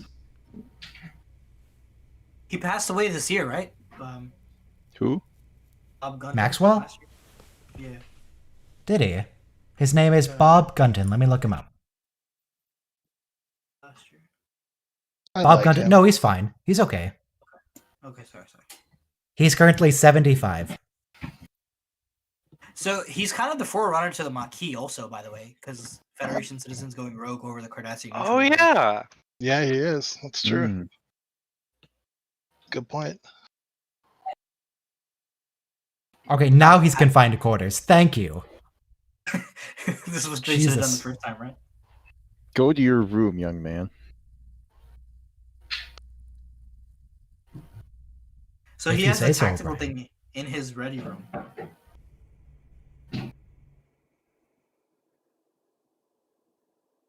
I really want to do a deep fake of everyone sitting around this table, but everyone is like one character. Maybe just everyone's Picard. The issue is that table is very reflective. And it doesn't work so hot on reflections. You know how hard they must have worked to let the table be so reflective. When They have to wax it just- every day. Yes. Take everyone's face and move it to the left, one person. Oh, I I could. like that. There's one could other thing probably There's one thing I want to do. I want to take everyone's face, and because of how it works, it just overlays the face and you can change the size to match. I want to just give everyone a small face. Like 50% size face. So you could probably just put like a black rectangle over the table, and that would stop the reflection thing.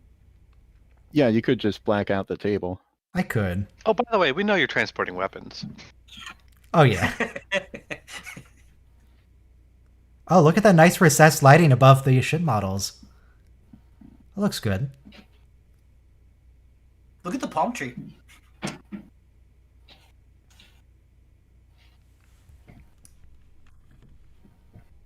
Oh, you said deep fake, right? And Yes. it kind of brought me something back, because someone released on YouTube fixing data with the deep fake for the young Lieutenant Commander data from the Yep. 80s, the Brent Spiner. And so, Brent Spiner's always said he wanted to retire the data character because he would grow too old playing it. But, Mr. Brent Spiner, you played one of the greatest characters ever. With deepfakes now, you got to show up. I want to see you on the set 6 days a week. We'll be watching your weird facial hair. I'd rather not. Yeah, Picard's a stand-up guy, and this episode proves it more than any other episode. What if Because secretly even- Golmaset and Gul Dukat are actually the same Cardassian? Maybe Why they're is he just- stand up?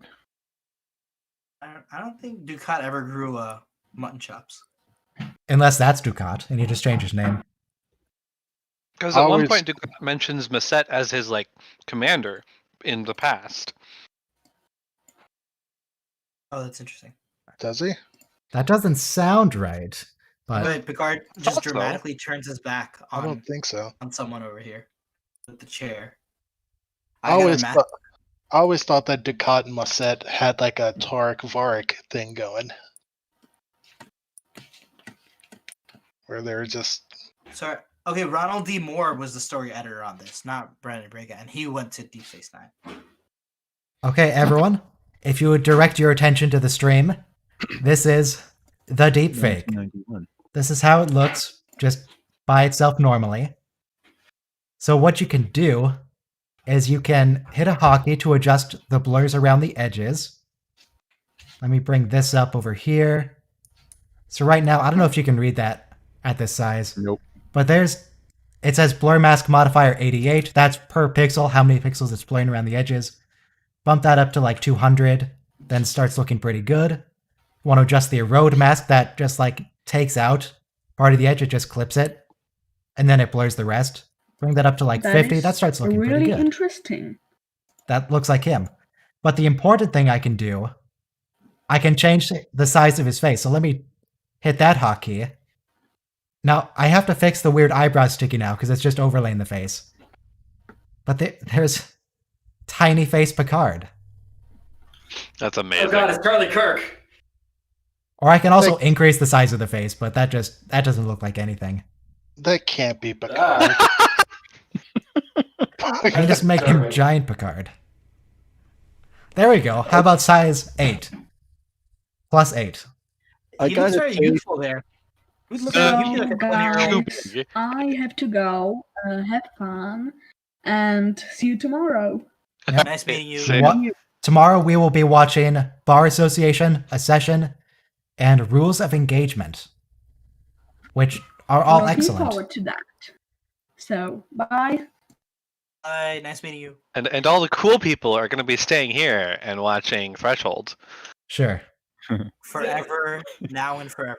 Yeah, that's I right. would Let's like make to, it a but floating I have state. to go to sleep today. Okay. Okay, good night. Bye. Thanks for staying up. So yeah, this interactive thing is what you use to determine what settings you're going to do for like blur and erode and all that stuff. And then you apply that to the entire thing and set it that way. I have to say, I was a bit disappointed that you didn't make Rascal Jean-Luc Picard look 12 years old as Patrick Stewart. Well, the issue is that, well, I might do that anyway, but I need a lot of examples of his face, and there's not that much time of young It can Picard. do real-time processing? I mean, he has a really good computer. How really good? Sorcery. Still, My computer I didn't is the single realize- most expensive thing I own. He can remaster Blu-rays like on an SSD. I spend more on my computer than I did on my car. Nice. No, like, Paul Bunyan would be able to turn off the light and get back into bed before the light would turn off. That's how fast Ryan's computer. Yeah, the car is like, it gets me from point A to point B. I don't care. It doesn't need features. It doesn't need a radio. I can just use my phone. I don't care. But my Picard, 2 more frames per second? I mind those 2 frames per second. What do you mean Paul Bunyan could turn out the lights? Lights weren't invented when Paul Bunyan was around. Right. Okay. I'm Blew sorry. out the candle. Blew out the candle. I did confuse my technology for yeah. Okay, here's another small face Picard. Not tiny face, but small. What A is small- small? Like if you go really small. And if I go really small, then you can see the original face underneath it. It is the issue. So the shriveled cannibal skull. Oh, That's how it would look. you're right. We need to go back to see if that's a triangle. Hang on.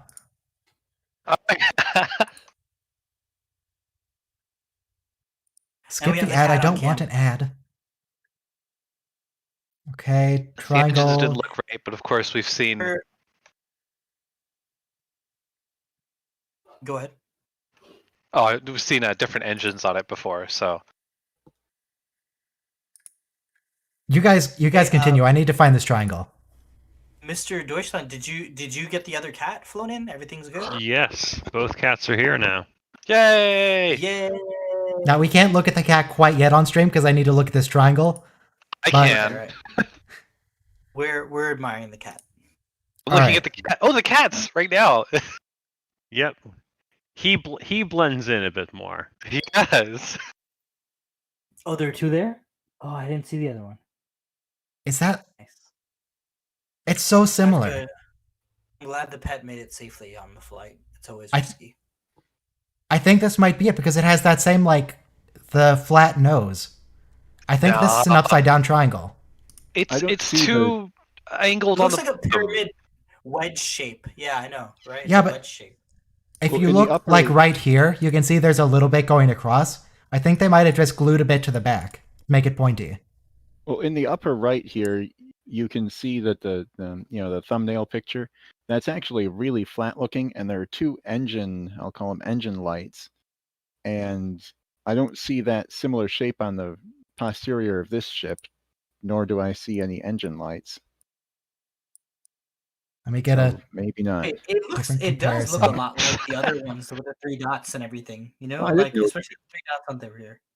I didn't know you could just do that, like pulling the moon out right out of the sky. Oh yeah, I just move stuff. Don't worry about it. You can see here. Let me just take it apart. I made a duplicate, because it's a pain to do this manually. If I just duplicate it, let me get rid of this. The nice border. Don't need that. Let me get rid of. moving things in Let me get rid of the OBS chat. is- Nobody is wants them. Get those out of here. grab it really the could be. moon. I think you're right, Ryan. I think that counts. That counts as a triangle ship. I'm looking at like you can see a light here and a light here, and I'm wondering if that's equivalent to the engines that are red in this picture. Well, the one that's in the thumbnail is as flat as a pancake. Yeah, that's Yeah, that's what we're saying. Though, where they glued something to make it a little bit more wedge shaped. I'm thinking this one is upside down if it's a real triangle. But fundamentally, it is a triangle shape.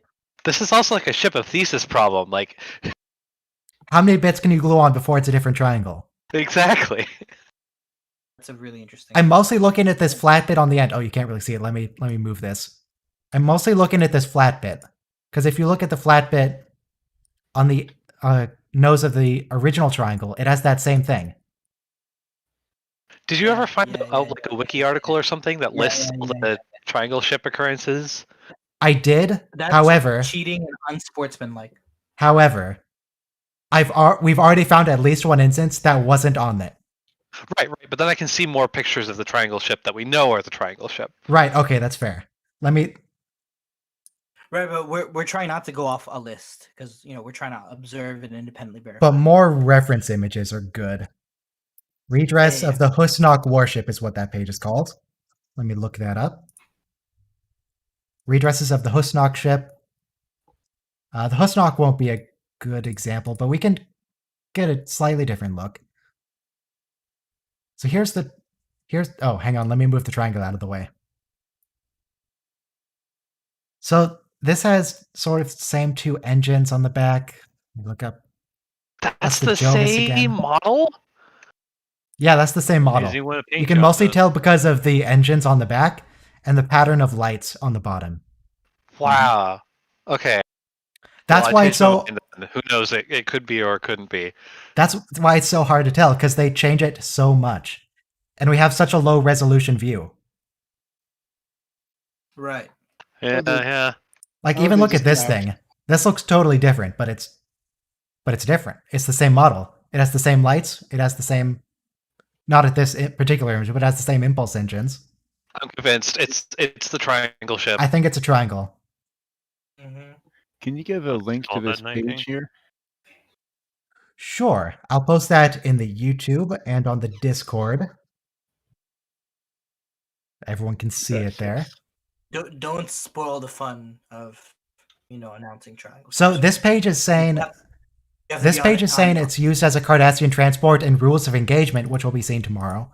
But the rules of engagement model for triangle ships. rules of engagement is the same model because it has that bit on the side and it has some bits glued on. And if you look, where did I put it? If you look here, it has that same bit there and here.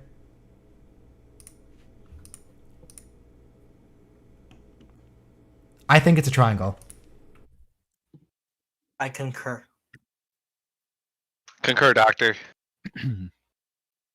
Gentlemen, we are up. Let me make sure I didn't break anything on my other scenes. No, everything's good. Okay. We are up to 19 triangles. 19 triangles. Yay!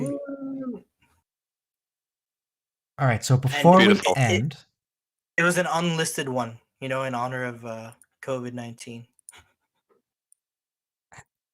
what? What does that mean? Never mind. What- We what didn't does know the that virus mean? existed.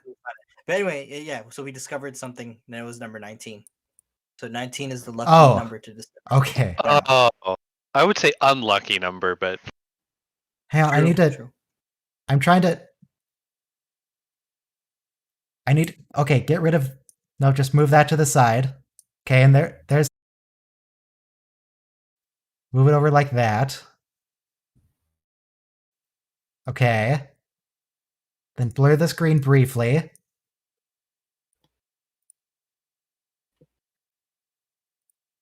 Nope.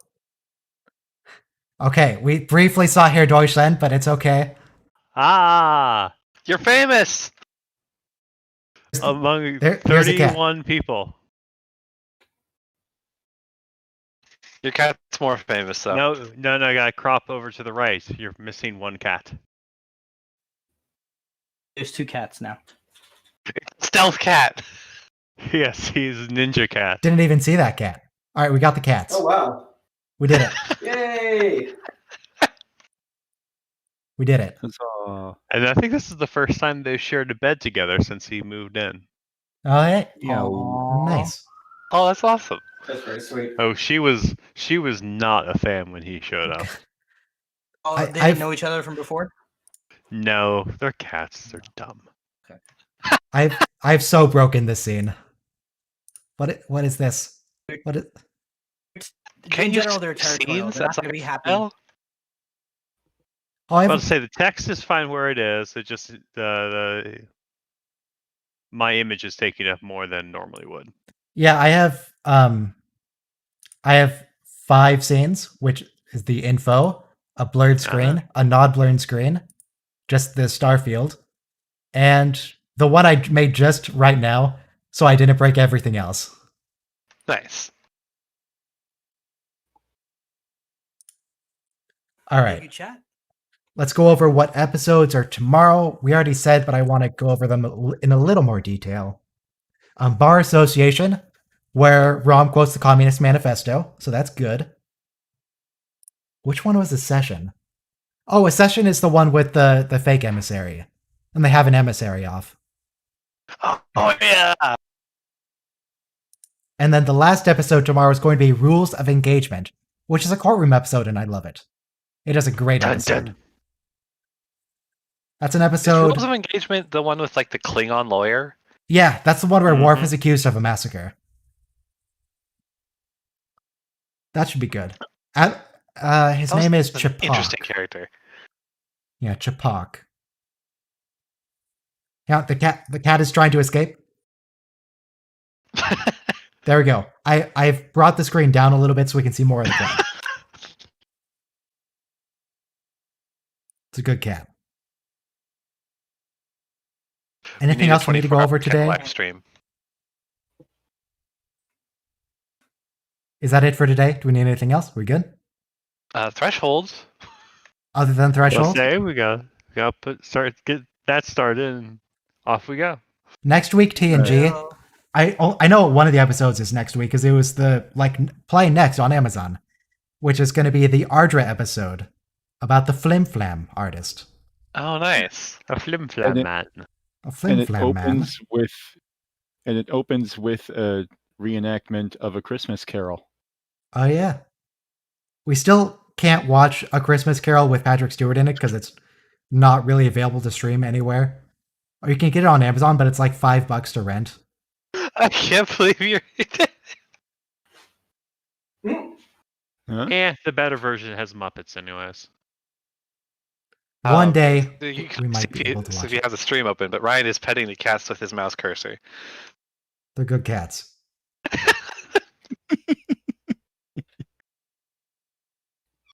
All right, stream's over. Stream's over. I require solitude. Go away. Yada yada yada. See you tomorrow.